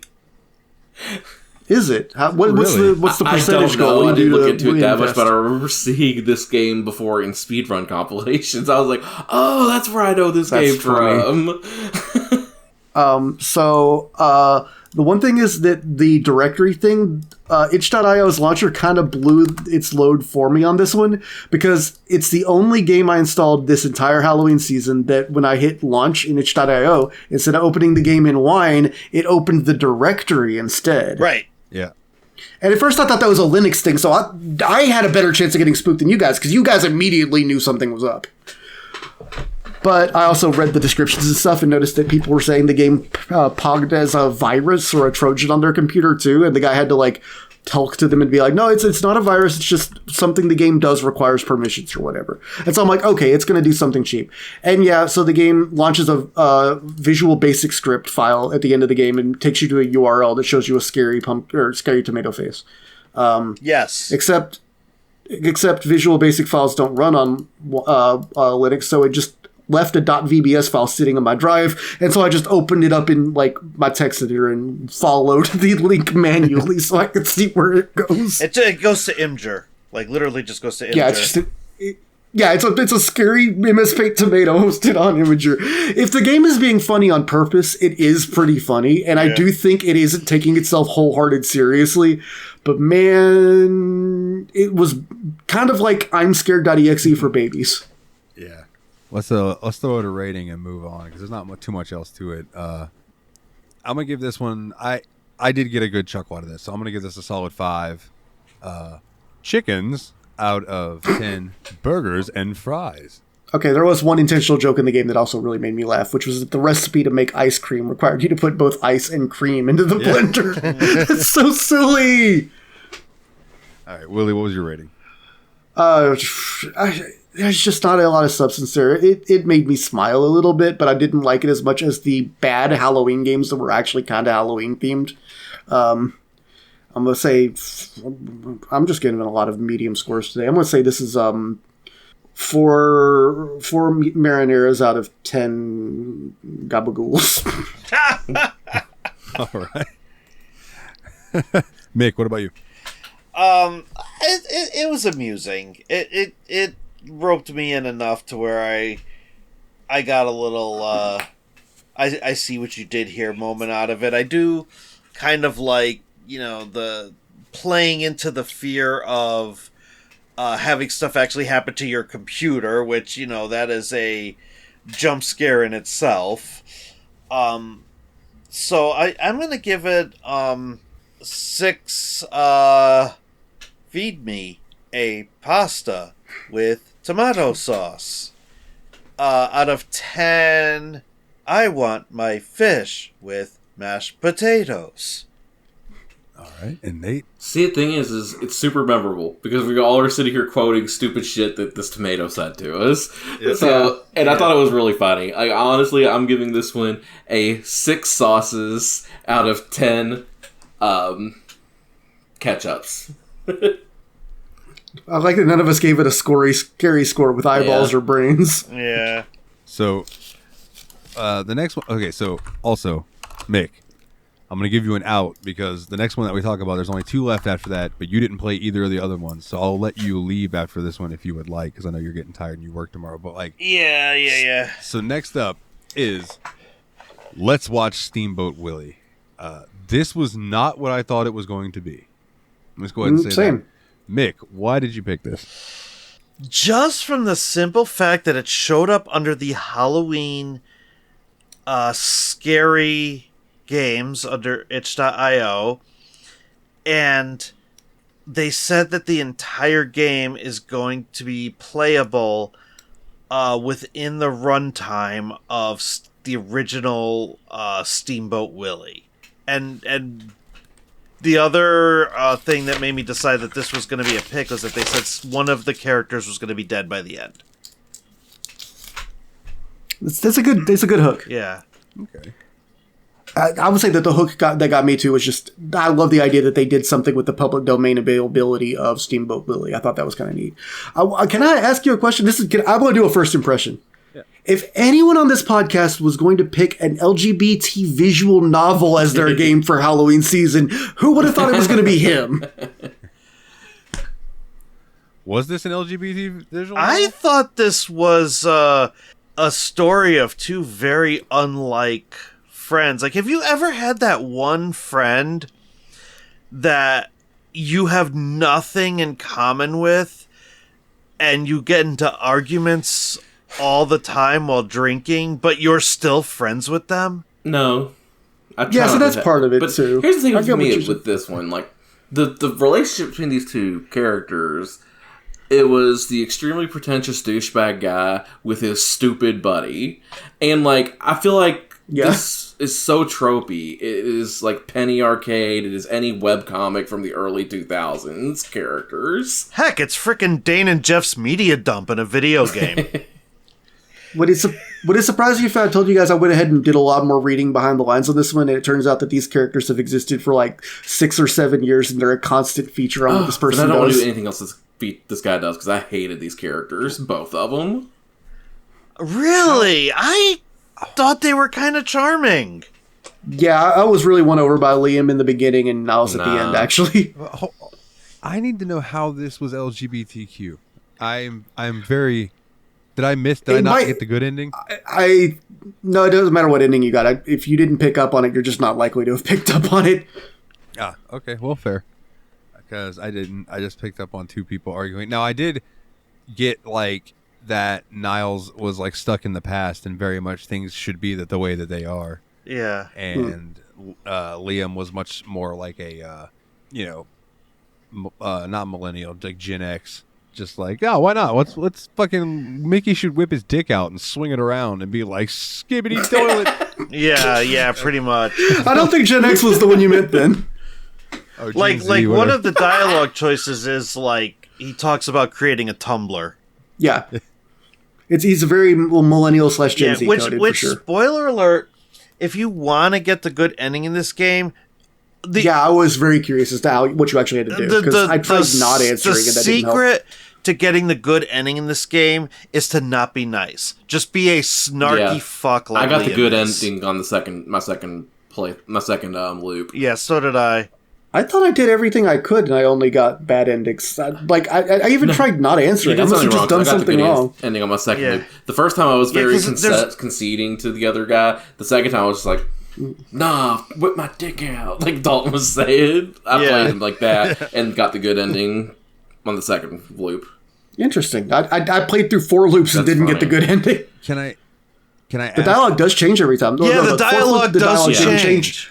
The 4th time it didn't change, and that's why I quit playing. Because I thought there either wasn't a good ending, or you guys were messing with me, or it was something I didn't think to do. I didn't think I just missed a dialogue choice. So I'm just dumb. Then how does Niles die? Because I only saw Liam die. I only played through. Well, the good ending is neither of them die, and Liam is basically like, I'll get you next time too, and or not Niles. Liam is like, I'll get you next time too, and Niles is like, I can't wait till you try, or some shit like that. But oh god, I loved how the good ending was just freaking Liam being like, I'm not gonna spoil it any more than this. It's just Liam was just full internet troll. Cool. I don't know. I grew to like these characters. Yeah. I can see why you wouldn't, especially because I thought Niles in particular was really just a shallow caricature of a pretentious art dickhead. I don't know. This had like Frasier and Niles. Oh, I hate Frasier too. I don't think Frasier's good. Okay, so that's why you didn't like these characters. That actually makes total sense. I did think that the name Niles was probably chosen in tribute to that, because they did have the kind of names you would expect from someone writing Frasier fanfiction. Yeah, that's fair. That's probably part of why I didn't like, because I'm not into that thing either, so... Yeah. Now I'm wondering if, Nate, did you pick up on any LGBTQ subtext, or is this, completely missing everyone? Because I guarantee if you put this in front of any queer person, that they would immediately grab it. And I don't mean just like the couple of sexual jabs. I mean, they that's share what I back and picked forth. up on. I Was mean- that. More Like, I to it didn't, than that. like, Okay. yeah. I mean, if I Interesting. if I wasn't looking at these two as friends, I could see them as a couple.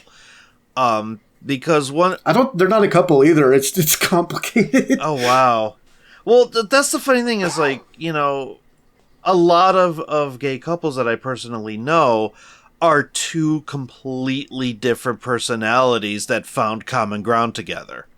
And the way they completely steadfastly refuse to find common ground during this is what really made it interesting. Yeah. And I do want to say, Steamboat Willie holds up. It's Yeah. a cool little cartoon. Also say, I loved how Liam just started analyzing how like Pete's teeth were moving and stuff like that. I just like hate how they refer to pizza as a dish. Who the fuck does that? They were so weird when they were talking about pizza, though, that it kind of also made it make sense that they zoomed out and showed like the theater type background where it's like none of this is real or whatever. Because it's like at that moment, I don't know. I think things came Also, together in a really for me, good I'm way. sorry.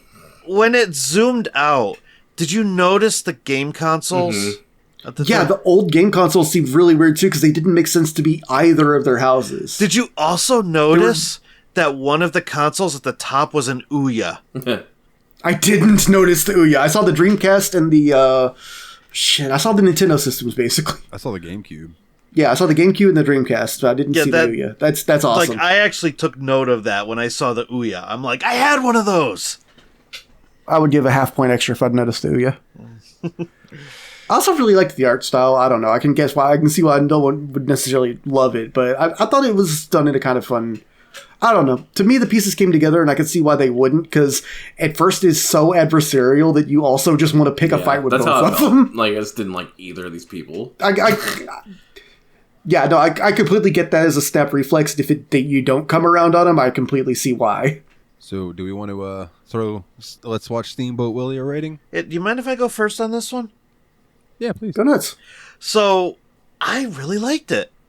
Like, it was very quick, but where Nate didn't like the banter between the two characters, I adored it, and I thought it was great. And I like how the good ending, basically it was like just a continuation of that, to the point where like Mouse is just like, I hate when you do this. And there's more to the story, like there is a little hint of like supernaturalness to it. But just A hint? yeah, well, yes. There's a hint of supernaturalness when he turns into a bird scorpion and eats the other guy. Okay, there's a little bit more than a hint. But I think it's funny that Liam's snarkiness is what ends up saving his life. I do need to check out the good ending then, because that is I'm interested in. And I don't know, I really enjoyed the fact that these are two very unlike characters, and they're just hanging out together, and I liked the banter. This is probably going to get my highest rating out of all the freebies. I'm giving this a 9 Liams out of 10 Nileses. Wow, okay.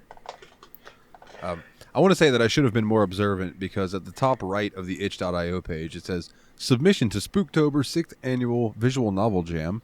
And I also wanted to point it out that it was literally called the Spooktober Jam. I love that. And then submission to the Queer Game Bundle 2025 submission.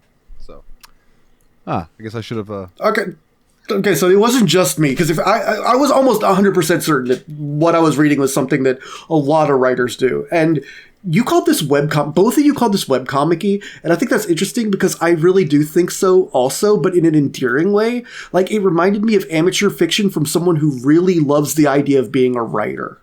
Apparently Nate Nate thought it was an intentionally shitty comic. So at any rate, I'm giving this one I'm going ahead and giving this one a 9 completely unexplainable single pizza chains out of 10. Did love the pizza. Now Nate's really looking like we're gaslighting him by giving it a high score. I really thought this game just liked the smell of its own farts, and I didn't. It's Talos all over again. Like, I don't know, like, it's so weird to me that y'all like this as much as you did, and like, good for y'all. I'm glad some people got something out of this, because I certainly did not. I actually am giving this 2 Steamboats out of 10 Willies.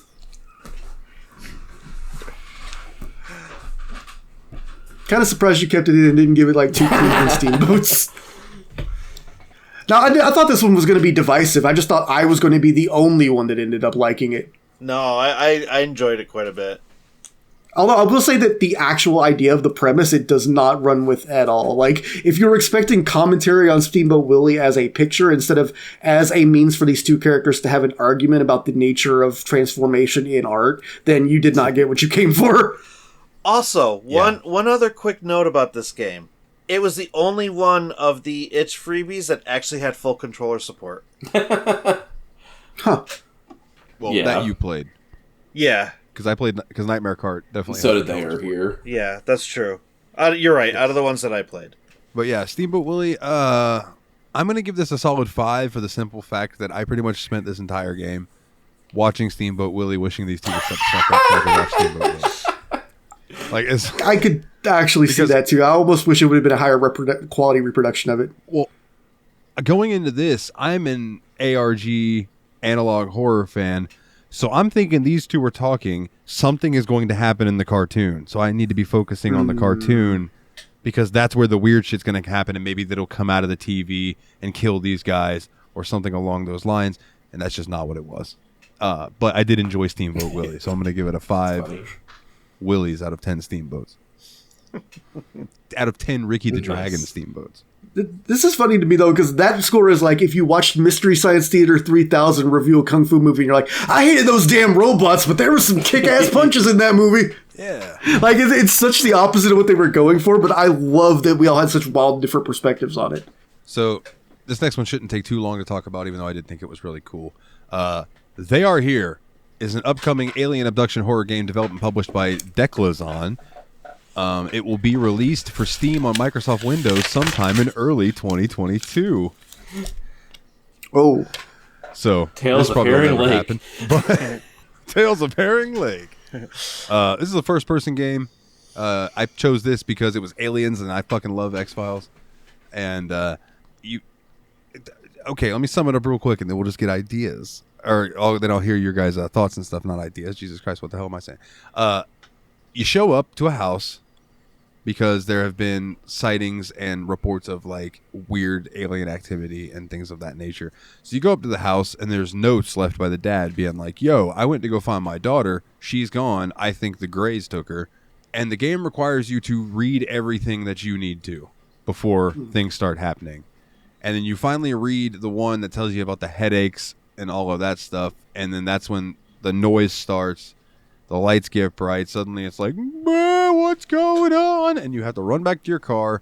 And this is when it gets really cool, in my opinion. Suddenly, like, there's some shit going on. A big light happens. And there's like 3 big, tall fucking aliens standing in front of your car. And you're like, oh shit. And suddenly you hear your car door open. And you get yoinked out by one. And that's where the demo ended. Dude, I'm going to take this opportunity to bounce out because I need to get to sleep, but... Yeah, no worries, man. All right. I'll send you the audio. Happy Halloween, everybody. Halloween. Sleep well, buddy. May you enjoy a payday bar. I'm going to tomorrow, definitely. Take care. Hells yeah. Later, bud. Bye. Yeah, Nate, what were so you about to this say? is the one that the Discord spooky leaving. I love the spooky Discord noises. They're so good. But no, this is the one that actually got me. So I don't even know if Willie knows this, but out of all of like the scary things that could happen, aliens is the one that's always fucked me up the most, and I think it's from starting to watch X-Files from a young age. Being way too young to be watching that. Yep, I know the feeling. The thing is, if you were in that 90s conversation about like paranormal stuff, there was a difference in scope between how they covered like scary monsters versus stuff that like was kind of plausible semi-science. So like aliens being real and poltergeists and stuff were on a separate level from like shit that's totally fake, like the Wolfman. Like you kind of were told these things as if there was a real science and so behind like it. aliens were always one that scared me. I always had even nightmares about aliens and shit like that growing up. And so like, and this one kind of like perfectly encapsulates on how I always kind of visualized aliens and how they would act and things like that. Just being these massive things that are like those tall, skinny, but they're still stronger and tougher than you could ever be, kind of thing. And like, so like, when the light thing happened, right, and like I was like up in the top bedroom, and there was a closet in that room. I have ran and hid in that closet like I was playing Phasmophobia. Nice. That's like, great. And I stood in there until I stopped hearing like the knocking type noises that were going in, and then I came back downstairs and like I found more notes that I didn't find the first time, like walking through the house. And I don't know if you found the probe in the house too that they used, where he had pried out. That was in sync. Yeah. I didn't catch that. I saw the note about it, but I didn't see that. Like, that's really awesome. Cool shit. And I was like, all right, I think we're good. I'm going to go out to the car. And then, like Dalton said, you saw the stuff going on in the sky. Because you look up at the lights in the sky. Because there's 3. And you see one of them just quickly move through the sky and land on the... The movement of that was probably the thing I was the most impressed by in this game, because that was one of the most weird and unearthly looking movements ever, and that's exactly what would just completely get me in this situation. Was the way it moved was unlike any human transportation or any kind of visual effect. It just in a way that says it can do something we don't even understand. Yeah. But not like a warp drive thing. And it explicitly shows you it happening. It doesn't shy away from having you look at stuff. Yeah, exactly. It's like, this is the one that scared the shit out of me. And I was like, yep, this was the one for me. I loved this game. If they had a full version right now, I would go drop the money on it. Yeah, same here, dude, because just the demo. And then, Willie, did you get a chance to check out the prologue I did. as well? I did. I have notes on the prologue and the demo. Yeah, did you also did it? Well. I liked the prologue. It was really cool, but I thought the actual game demo part was a little bit more impactful to me. But I also did enjoy the prologue as a storytelling device. I more enjoyed the prologue for visually what they were doing. So, like, that scene with the big beam that hits the helicopter and blows it up, that was a really cool visual. And it was like, oh, holy shit. And then walking down that pathway being like, I know I'm going to come up on this big-ass fucking saw. Yep, there it is. And the thing was massive, man. And I was hoping there would be a little more to it. But I knew as soon as I was having to track that fucking thing with the radar, the ping radar, I knew at some point, more than one ping, there's going to be a ton of dots around me. And I'm going to be like, oh, shit. And that's exactly how it ends. And I don't know if either of you tried to run away. I didn't get far. But my scared ass tried to run away. And no, I didn't get very far at all. You get to the point, and then it's like, boom, and they're in front of you. And you get yoinked again. You know what thing about this is, I'm not even mad that this was a demo, or that it was just a prologue or whatever. Because they felt like 2 very neatly well-packaged experiences just from that. It's a good word as experiences. Like the game fully told 2 not the same alien stories about the same aliens in the same setting. Yeah. And I think that alone is kind of impressive. It's almost like the video game equivalent of a good 2-sentence. Yeah, just totally. Short and sweet, but gets the point across and still gets the spook across. I also got to say the sounds where you couldn't tell if that was even a biological alien noise or just the noises their ships make or what. It's like that creepy crackly noise almost. That one really got me. The biggest problem I have judging this game is I can't tell how much of it is like just Unreal Engine stuff I haven't seen before and how much of it is actually created and directed by the couple that made this game. Because they clearly had a sense of vision of it and timing and all that. And I just don't know if that's going to extend to a full game because it works really well for 5-minute long vignettes. Like, I have no idea if how much of that they directed, how much of it they downloaded or bought from somebody. But the way it was all coming together was way more professional than you expect, especially because I found when they started doing this game, they were learning Unreal Engine to make this. That was not like a programmer. It was like a husband and wife team that just had a vision and wanted to learn this program to make it. That's really cool. Yeah. I did throw it on my wish list because Friday, October 3rd, 2025, they put out a new trailer reveal for Aliens in the Tunnel. So apparently they are still actively working on this, which makes me happy. I'll go throw out a wish list too. I think the prologue release was... I think I will too, actually, while I'm thinking about it. Because the prologue release came well after the original. Also, this was the other game made in Unreal, so this is the other one that I had to get off of Steam to have it work right on Linux. So, again, I'm not sure if that's just a HI launcher thing or what. I don't know if it was I think it's called Tryptophobia kicking in or what. But dude, when I came up in the prologue, when I came upon the deer that had all the weird black growths all over it, Oh yeah, not good, not cool. sent me a shiver down the spine, sir. It was like, "Blah!" That's like in the later Resident Evils where they start dealing with fungal spores and shit. Like, dude, Last of Us freaks me out, man, because that's not just a zombie. That's inhaling a spore from the earth that decided to turn us into zombies, and that's a whole different ballgame. That's nature fucking coming back at us. But the videotape too of the girl just standing there for 4 hours when the tape sped up, just staring. Yes, reminded me of that scene. I think it's in the first Paranormal. See, I got Blair Witch from it, where the girl gets out of bed and she just stares at her husband for like 4 hours while he's sleeping. Fucking creepy, man. There's something about just someone staring off at something for a long period of time that just is unnerving. This was fucking cool, man. I was glad I picked this.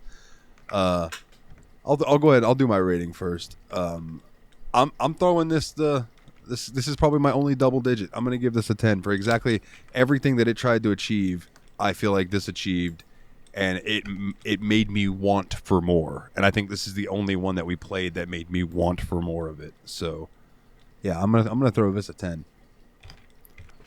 The only scores I could think to give this game were either no score or 10. I was going to give it a no score if I wasn't convinced that that they were actually doing it themselves. But I think I am convinced, and I think I am. I'm a 10 it. Yeah, this is the perfect Halloween 10 out of 10 for all three of us. I just can't get over how lean this game is, especially after playing a 25-minute game whose big scare is the guy that was in your house is a little closer to you. Yeah. And the fact that you just said that this is a husband and wife that learned how to do I'm this. I'm not certain if I have that right now, though, because I just tried to Google that for confirmation and couldn't find any evidence of it. So I might have seen just something else, but I thought I saw an old message of theirs on a forum looking for help for something they were working on in the game. Don't take that for canon in case I just absolutely got two things awesome. backwards. Well, in any case, it looked really fucking good. Yeah. So, and also, I gotta say that, man, maybe it's because the caliber of games we played were a little bit different too, but the Unreal Engine games just out of the box look incredible compared to the Unity Engine games. Yeah, there's a big difference. Even Unreal 4. And these were both Unreal 4, by the way. Yeah. Yeah. Like, the fact that Unreal 4 can still look that good in this day and age is great to me. Because Unreal 5 is really pretty, but buggy as fuck. Oh my god. Yeah, okay, so we got one game left, gentlemen. And then we got, I think, 2 questions, and then we can get up out of here. The final game was Nate's choice. Nate, you chose Bloody Hell. What made you pick this, man? What made it so this is one that I kind of saw like when I was actually watching videos about Metroidvanias on Steam and how people like kind of consider this one a pseudo Metroidvania because it has progression through getting new abilities, things like that. Like one of the first things you get in this game is that dash jump, dodge roll thing that lets you jump over pits and stuff. And it just seemed like it'd be a really neat one. And I like the idea that it was like this small dev team that was put out a free game, but then if you want to support the devs later, you can buy the soundtrack, one of those ones, which I thought was was a neat model that I like when small dev teams like that do. I believe that's how Doki Doki was original. Doki Doki Literature Club was that it was free, but you could purchase the soundtrack if you wanted to support. And it just looked neat to me, so I decided, I'd like to give this one a try. All right. Since I really have to pee, let me give my thought on it real quick, and then I'll let you boys talk while I run and do that. This game was cool. This game ran well. I thought this game controlled well, and it is a serviceable bullet hell style game. This game was not for me. I enjoyed it. I did kill Pork Chop, and I considered that my ending point for it. But the Pork Chop fight, I will say, took me about 6 tries, and I finally got past them. But I will talk more when I get back off of what you guys are saying. So I will say that that's about as far as I also got. The difference is I never died in my time playing this game. It's all just flipping me off currently. But I thought it was a pretty fun experience, and I would have liked to have gotten back to it, but I needed to make time for the other games, which I'm so glad that I did, because they are here as one of the last games that I got around to, so I'm pretty happy with my decision there. But as far as this game goes, like, I thought it controlled really well. I liked I wish I would have gotten to see more of the progression and the upgrades, because it was still very much at a very basic point when I left off. So I kind of want to lean on Willie a little bit on that so he can tell me more about how that goes. Yeah. How much of the progression sort of do you want spoiled in terms of how many Metroidvania type pickups there are in the game? Go for it, man. I'm cool to hear whatever. Okay, I'll go ahead and let you know that if you were looking for a really Metroidvania-ish type game, you might be a little let down to basically know that if this were Metroid, it would have basically Morph Ball, Space Jump, yeah, and the other one I got the thing that lets you clear away like the big rocks. That was Missile, and then there was a double dash that lets you clear a few other things.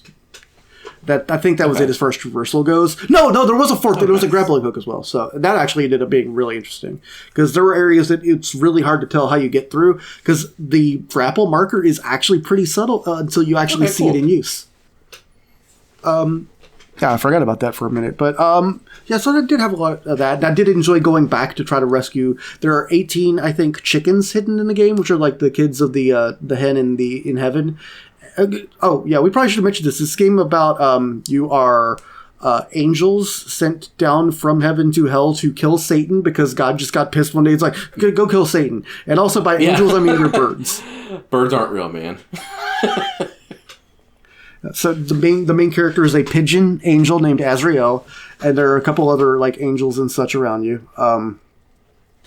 And you're pigeoning along with a gun. Yeah, it was a gun. What else would that have been? I think it's basically a gun. Yeah, it is basically a gun. And yeah, because he used the word bullets, so it has to be but good. I don't know. It looked like he was holding two little glowing balls, like two PS Move controllers. Pew pew pew. It might have been possible that he was shooting it out of his halo, too, for all I could tell. But, yeah, so, bird do thing. The movement, I felt like, at the very beginning, felt like a much slower version of a game like Nuclear Throne or Enter the Gungeon. I don't know that it picked up as much as I would have expected, but it does get a lot more bullet helly over the course of it, which I feel like the first boss fight, Porkchop, does give you a teaser of that. And if I would have had one complaint at that phase of the game that doesn't go away, it is that your offense does not keep up with the enemy. That's one thing I was worried about, because I felt like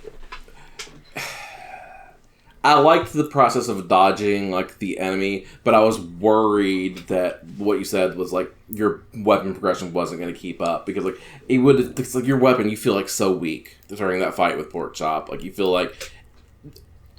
like such a little weakling, and I was hoping at some point you get a little bit of power scaling and feel more like an angel killing Satan. You do get a couple of weapon upgrades. There's a bouncing bullet. There's homing bullet. I decided not to take it. See, yep.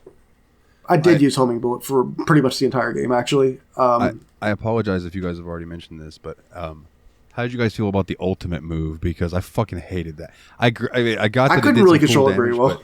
I was so bad. I would have rather saved my whatever that mechanic was called for healing. For healing, 100%. Yeah. It also only worked on about half of the bosses in the game, so some of them are off stage, so you can't zoom up to them and slap.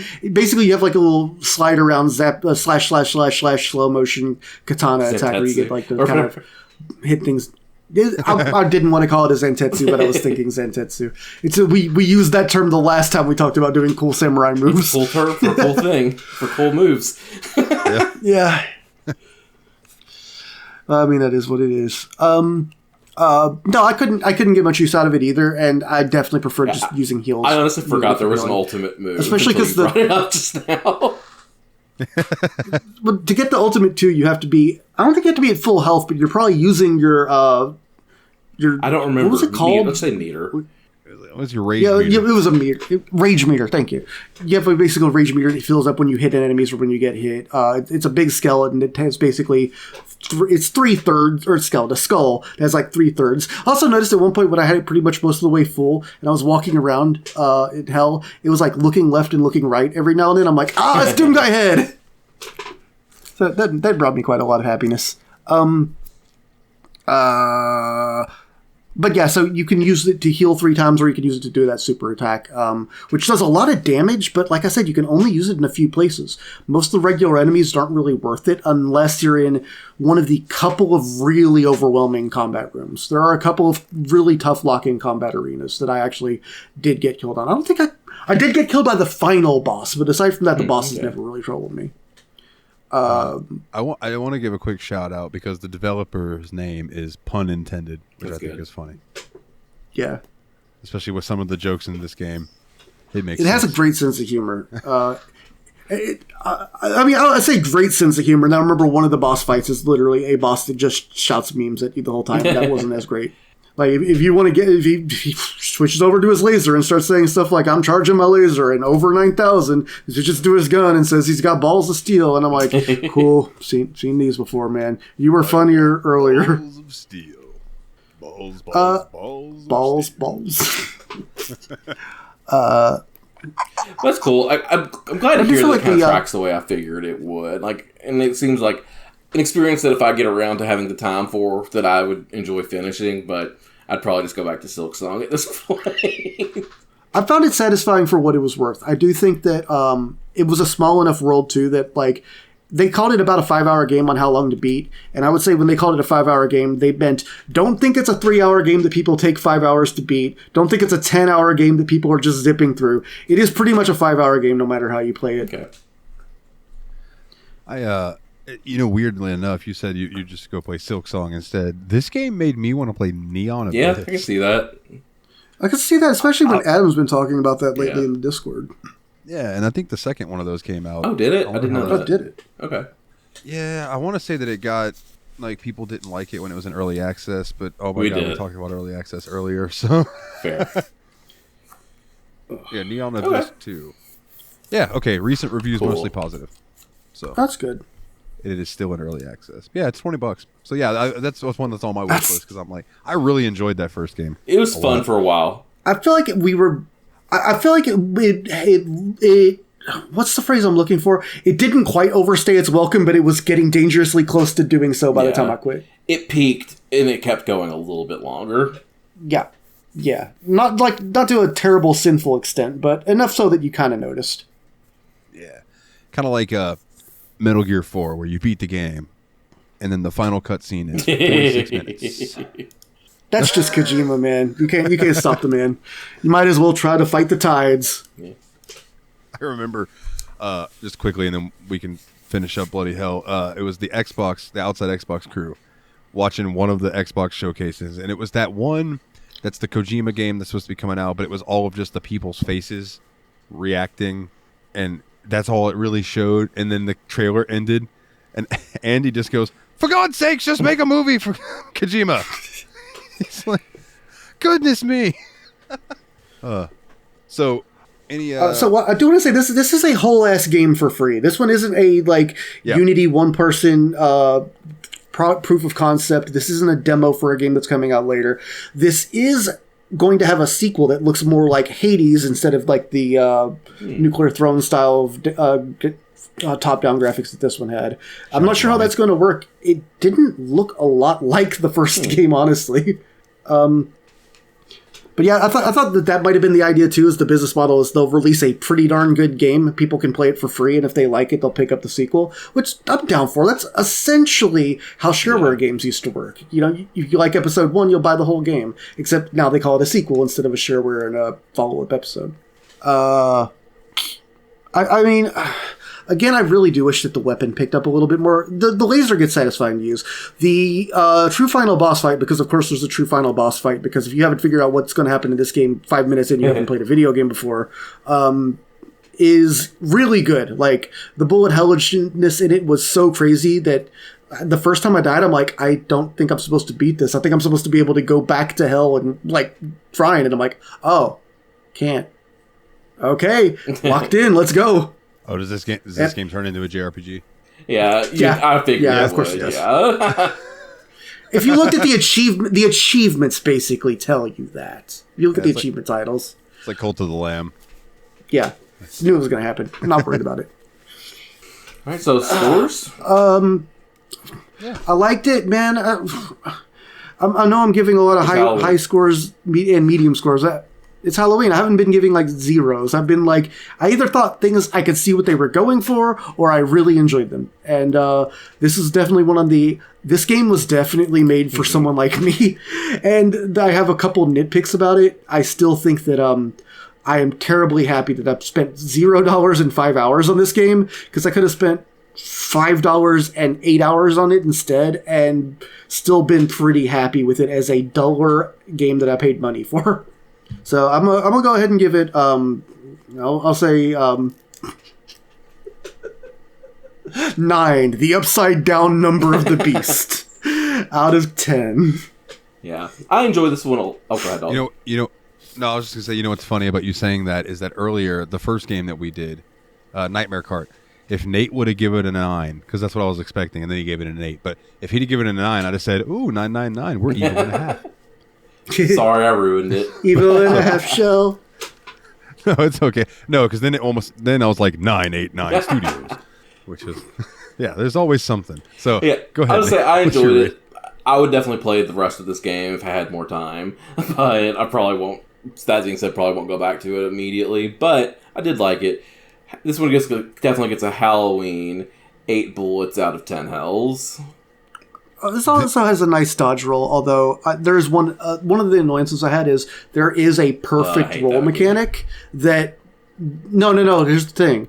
It slows everything down until you press another button, and all it ever did was throw off my timing until I had the double roll and the laser, because then you can break out of the roll with a laser shot, and then that kind of works. Until then, the perfect roll got me in more trouble than it was worth. Okay, bye. So, this is very much one of those games that had one of you boys picked it for the show, and it was like we had to spend 2 weeks on it. I would have been cursing you so hard, because it just, I don't know. It was, don't get me wrong, this is fun. It was fun. Like, I had fun playing Pork Chop, but I did not expect. I actually meant to tell this to Nathan when you got up. I was going to say, by the way, I'm surprised he got through Pork Chop. Yeah, this is the exact kind of game you quit. Yeah, I don't particularly do these types of games, and this one was not really any different. That being said, for being free, this is pretty freaking sweet. Like, I can't complain about that, so I'm gonna throw it a 6 That's what I thought you'd land on the Halloween scale. I'm gonna give it 6 bloodies out of 10 hells. Bloody hell, yeah. Also, I noticed in the credits that it uses some assets from Kenny NL, who is an asset developer who I think I've actually either watched tutorials from or used some of his stuff when making something before. So that's nifty. Hell yeah.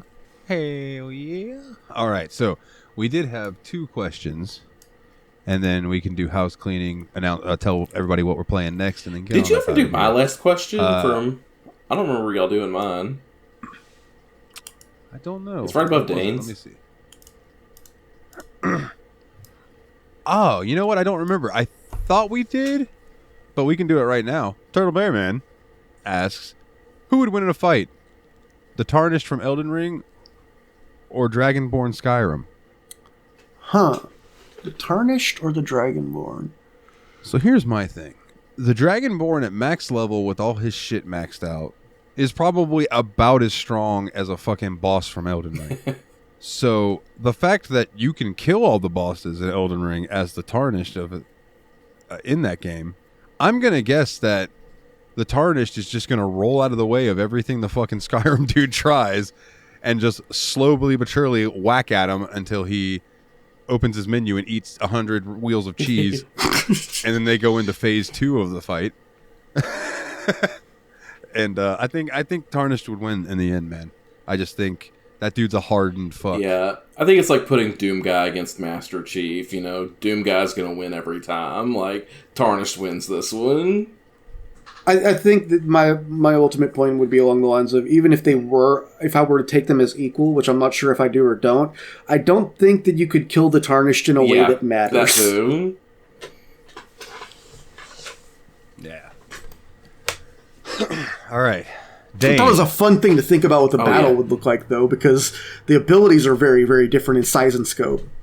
Yeah. And I can imagine getting Fus Rodat across the universe would be really annoying, especially if it was on, like, Godric's fighting stage. Or, like, Radon. Oh my God. You just can't keep hearing. Fucking hell. Good on you, Finney, for beating that. All right. Drum roll, please. Dane asks, in a zombie apocalypse scenario, you have fled into a mall, and the building is becoming increasingly surrounded by the undead. However, it's 2025, and malls suck now.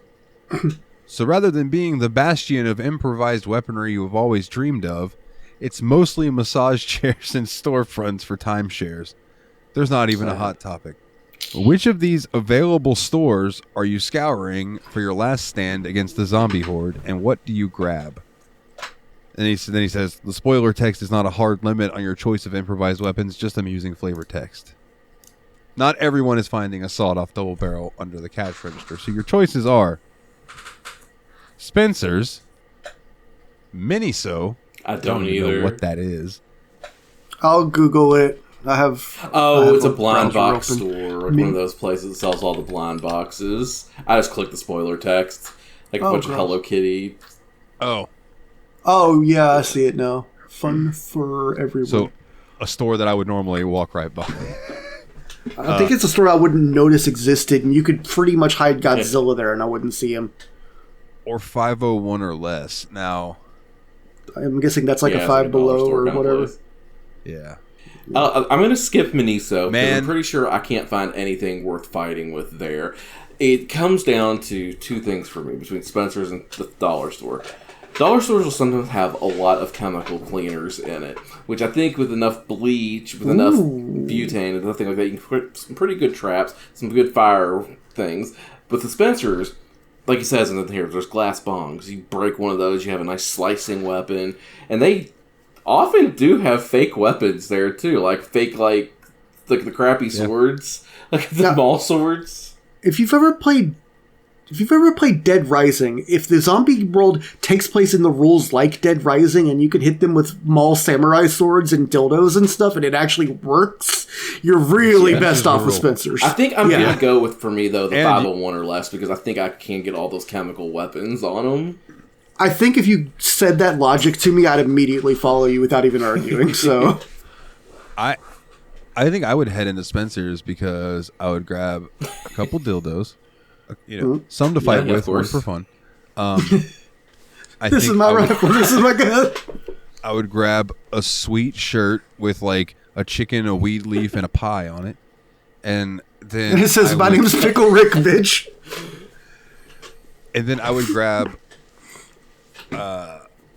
some of the weird bowls that have like ramen that you can cook in them and stuff, but the bowls have like titties. I wouldn't really care about that at that point, but they does come with some noodles in it, so that would be some sustenance. They do have little snacks in there. And then I would start finding things that are sharp. So bongs, I'd probably hang on to one or two. Wonder if you could do any damage with those plasma orbs or lava lamps. Right? So take the plasma orbs, break them open, and then put a bunch of water down, throw those in there, and turn them on. It's just electricity pulsing. So you do a little. So both of you are making Home Alone traps. Great. Home Alone in this shit, which I think you're supposed to do in a zombie apocalypse, right? I mean, come on. Yeah. Home Alone 3, Lost in the Mall. We'll travel back and forth between each other's places in the air duct. Like, we gotta. That's very Dead Rising. Also, so my place probably has some snacks. Yeah, I was thinking that. We got Shasta Cola in ours. Wait, no, it's not even the dollar store anymore. It's the $5 store, so they probably have actual Coke. Yeah, and Doritos and stuff. Doritos, yeah, exactly. I'll be like, hey guys, I'll trade you a butt plug for a bag of chips. Does it have a tail? What flavor? What flavor? Cool Ranch, not the chips. So I will read the spoiler text for Spencer's. He said, gag gifts, rubber dicks, glass bongs, and a meta joke poster of the American World War II fighter pilot Dick Pong. That's basically what we said we would get, so you can't be unhappy with that haul. 501 or less. Dollar store on steroids, but crammed into a 20 by 30 unit. Also, everything is made of Chinesium, so you should probably grab 3 for when, not if, it breaks. So. Stuff breaking isn't necessarily a bad thing in this situation. Ooh, broom handles. Probably some brooms in there for sale. You can snap those, at least as a stabbing, keep them away. Oh. I tell you what would be a nice place to end up in is like an Dick's Ace Sporting Hardware. Goods. Okay, yeah, Ace Hardware's good too. Just like some sledgehammers, some axes. Like my local one has like Hacksaws. swords and like knives bigger than you've ever seen in it. Ace is the place with the helpful hand Camping, axes. What the hell? Camping store would be nice too. A what store? Yeah. Camping, anything that has camping Oh, supplies would yeah. be nice. Oh fuck yeah, dude! End up at a. Oh shit. Just a Dick's Sporting Goods should be fine. You don't even need to go to somewhere specific, Go to the like an Bass Pro REI or Shop in whatever. Memphis. It looks like a pyramid. Yeah, we can defend that thing. We go to the top level and make them fight off all our lackeys like Game of Death style. They're never getting up to the Pharaoh's tomb. I mean, that's not what the top of the pyramid's called, but you know what I mean. There used to be a shop that I would go in. I wish I could remember the name of it. It was like Ozarks or something like that. When I was in Boy Scouts, that was where we would go get tents and things like that because it was, camping stuff. And I'll never forget there was a book there called How to Poop in the Woods. No, excuse me. Was it written by a bear? It was called How to Take a Shit in the Woods. Let me not censor it. That's what it was. How to Take a Shit in the Woods and other useful tips for sleeping in the woods or for camping in the woods. And yeah, that is always stuck out in my brain. Like, oh yeah, how to shit in the woods. Oh my god, it's been 3 This hours. is a long one. And then our final question comes in from Kana. What was your favorite Halloween costume that you had as a kid / adult? I think I've already said this one on the show before, but I think my favorite of all the store-bought costumes was definitely a Jim Carrey Riddler circa Batman Forever that came with a big staff with a spirally design and a question mark topper. Made me very happy. I loved that staff several especially. years after that Halloween. I consistently bonked you with that thing. I guarantee. Hey, my favorite was definitely one that, and it was because of the reaction I got. Because like we used to go trick or treating like in my grandma's neighborhood, and I was dressed. And I'm surprised my Southern Christian family let me dress up as Satan one year. And as we were going trick or treating, this little girl was like, "Oh my God, it's the devil!" and running away. And that's why you listen to Ghosts now. Oh man. As a kid, it was probably my blue Power Ranger outfit that I had. So I was the fat blue Power Ranger, and I had that. It was one of those masks that was Blubber Billy. It was like twice as big as my. You remember those old rubber masks Oh, that yeah. just smelled really bad? Oh, And yeah. it was way too big. That was it was a blue Power Ranger one. I think as an adult, I had gotten Sean Crahan's mask from Slipknot, so Clown. So I had one of his masks, and I painted black underneath the eyes and the mouth, kind of like how Kane used to do, to darken it up and make it blend in with the mask. And then I wore long sleeves with gloves and a long neck thing covering my neck, and then I had on black pants, and I went to my buddy's Halloween party, and I just showed up as a creepy clown who didn't talk. Yes. And it was fucking fun, dude. Let me tell you something. Girls are really intrigued by you when you just don't talk. I don't know what it is, but like 3 or 4 of them would not normally flirt with me. Were flirting with me just because I was being mysterious. It was so fun. It was funny as hell, man. But yeah, that was a good time. That was the party I did my first and last ever keg stand. So I did it. They hoisted me up, but they didn't think about, me continuing to go that way. So they didn't grab my legs. So they hoisted me up and my legs kept going. So they finally caught that. But by that time I had already tweaked the fuck out of my back, and it was like, oh fuck. So I chugged more beer because I knew that I was going to be in some pain. And then they let me down. And I was just like, keg stand's not for me. I think I'll just chug a glass if you want me to chug some beer. They invented shotgunning for fellas of our disposition. Yeah. It's like, I'm too tall for that. Y'all are too short to try to hoist my big ass up there. And I weigh too much. I know y'all are strong, but none of you are tall enough except Brendan, and he's over there doing whatever the fuck. So I like that you chose not to sell them out, because whatever it is, you're like, I shouldn't say.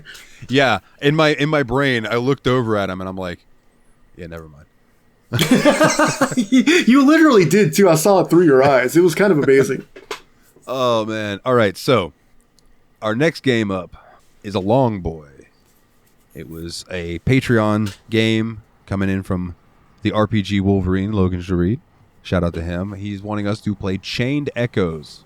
And let me quickly give a quick description in case anybody listening is like, oh, that game sounds familiar. Maybe I want to play it too. Let me just read you the little blurb. It's a video game. Take up your sword and channel your magic or board your mech. There are mechs. Chained Echoes is a 16-bit style RPG set in a fantasy world where dragons are as common as piloted mechanical suits. Nice. That's zero common here. People have said, and I know I don't usually like comparisons like this, but that this is the game that Sea of Stars was going to be.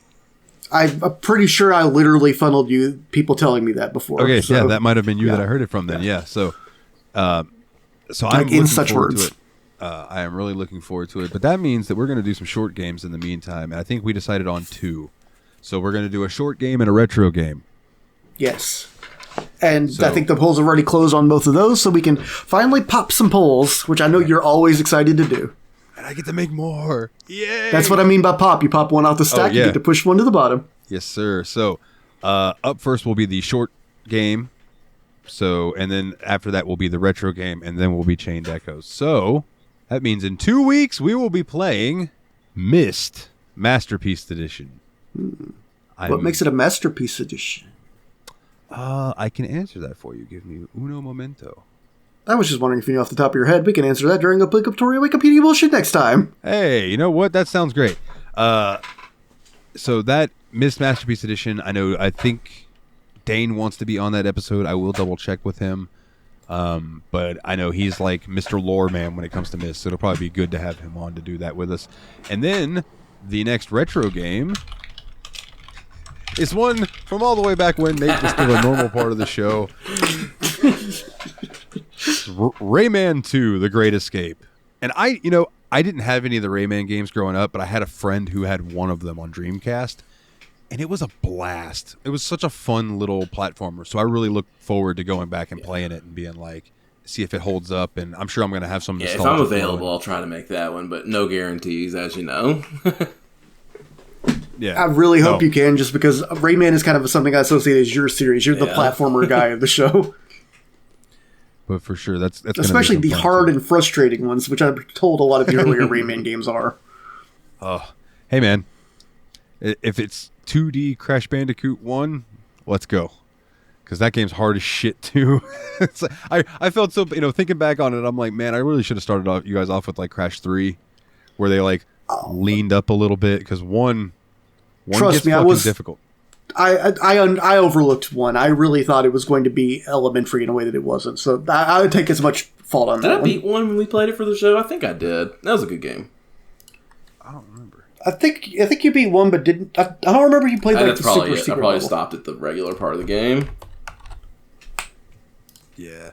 Well, the secret level was one that they were going to include in the original game, and they were like, "No, this is too hard," and they took it out. But they included it when they did the remake, or remaster, which I thought was nice of them. Yeah, I defeated Cortex. Okay. All right. Yes. Yeah. So you beat it. Yeah. Oh man, that means Crash 2 and 3. Man, they're so good. Anyways, so we'll be back in 2 weeks talking about Myst, and that just brings us to the house cleaning. And that is, if you would please leave us a review wherever you find the show, specifically on iTunes and Spotify. It really helps us out a lot, and the algorithms helps people find the show. In fact, we just had somebody join the Discord recently who found us looking for Steam Deck games to play, and had been listening for a little bit, and then heard the Cult of the Lamb episode and was like, you know what, I'm going to join. Love that. Thank you so much for joining and for listening. And I think that's fun, because that episode, we were very silly. Yeah, totally. That was a very silly episode. I had a good time, but man, I'm surprised. Like, I couldn't tell if Mikola was having fun or not, because he looked so darn tired. I'm like, is he angry or is he just sleepy? Then he would say something, and I'm like, no, he's just silly. Cultaholics podcast that week was especially silly, too. So I think it was just a silly week for everybody. Especially cults, apparently. Yeah. So yeah, check us out over there. And speaking of the Discord, come and join the Discord, bit.ly/TSMP Discord, all capital letters. That'll get you an invite in to the Discord. You can come vote on the polls. And you can join Secret Santa, which is going on that Kana has put together. So thank you very, very much, Kana, for doing that. It's very sweet of you. We need to watch some more Joshi, Kana. Hit me up. We'll rope Willie in. Yes, I'm really interested. There's one he wanted to catch me up on that I really wanted to catch with Starlight Kid, and then after that, I'm pretty sure I'll be up for whatever, because it really doesn't take much to get me like all sparked up with excitement for wrestling again. Yeah, for sure. And when you know, that's one good thing about like Dane and Kana is because all the things that I watch are pretty much new to them. Yep. I mean, a lot of Josie stuff's going to be completely new to me too. I don't have any background from anything that happened after like the 90s. Yeah, and it's new to me as well, so it's cool that we all kind of get to discover it together. Patreon. Link to the website, bit.ly/The Steam Machine Podcast, capitalized phonetically. If you want to donate to the show, support the show, it means a lot. It really, really does. Patreon.com/The Steam Machine Podcast. $1 or more a month gets you the episodes early. And the banter in the beginning that's just for the patrons. And if you donate $10 or more, you get your name read on each and every episode, and all of that plus your name read on each and every episode, like these wonderful people. Nature Cogsworth, the 7th of Juniper, Jeff the Original Expendable, Mr. Syllables, Old Jeffy Lube, also He is a Duck, the RPG Wolverine, Logan Shareed, Eraser Adam, shout out to his podcast, Spectre Approved, Team Retrogue, the TSMP Grandma. Check him out over on YouTube, Mr. Puzzles, Dane himself, and Flying Brian Doran Gray. Thank you all very, very much. It is very much appreciated. I'm proud of you. You said Spectre Approved this week instead of Revival and Extinction. Oh, God. Yeah. I got to reprogram my brain, man. I made sure to read that one. Shout out to JRPG Report. Shout out Dan and Just Media Dump. Team Retrogue on YouTube. Yeah, that's about it. Yeah, go check out Team Retrogue over on YouTube. Give him a subscribe if you haven't already. He just hit 5,000 subs. Now, let's get him to 10. 5,010. We can do it. But yeah, so we'll be back in 2 weeks to talk about Mist Masterpiece Edition. But until then, everybody... Well, first and foremost, Nate, thank you for joining us, my good sir. It's very much appreciated. And while I'm thinking about it, do either of you have anything you'd like to plug? Take care of yourselves, fellas and ladies. Yeah, freaking do some squats. It's great. All right. We'll see you guys in 2 weeks. Talk about some Mist. Until then, everybody, take it easy.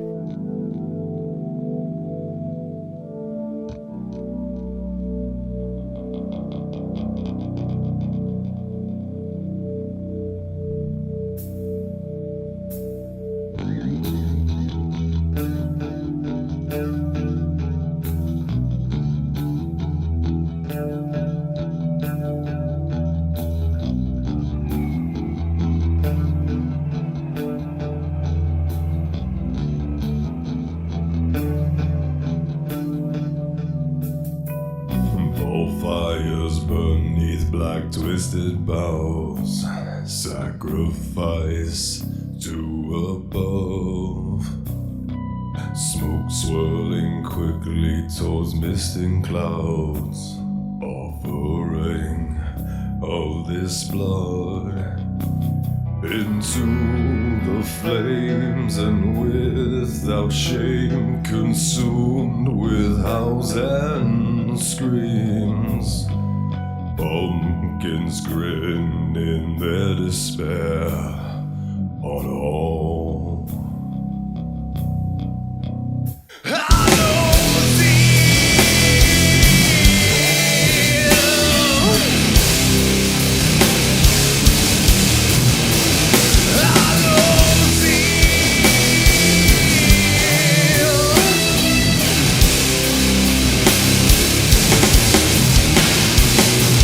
Groovy in the wind as it quelled my words. I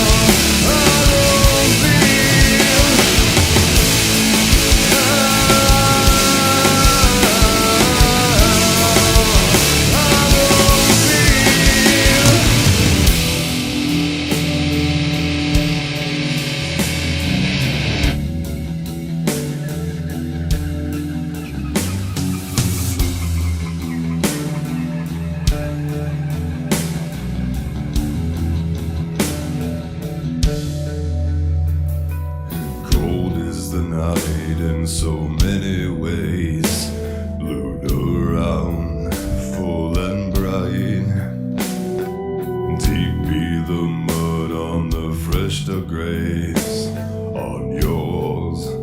I recite an ancient spell I know so well. Success is guaranteed.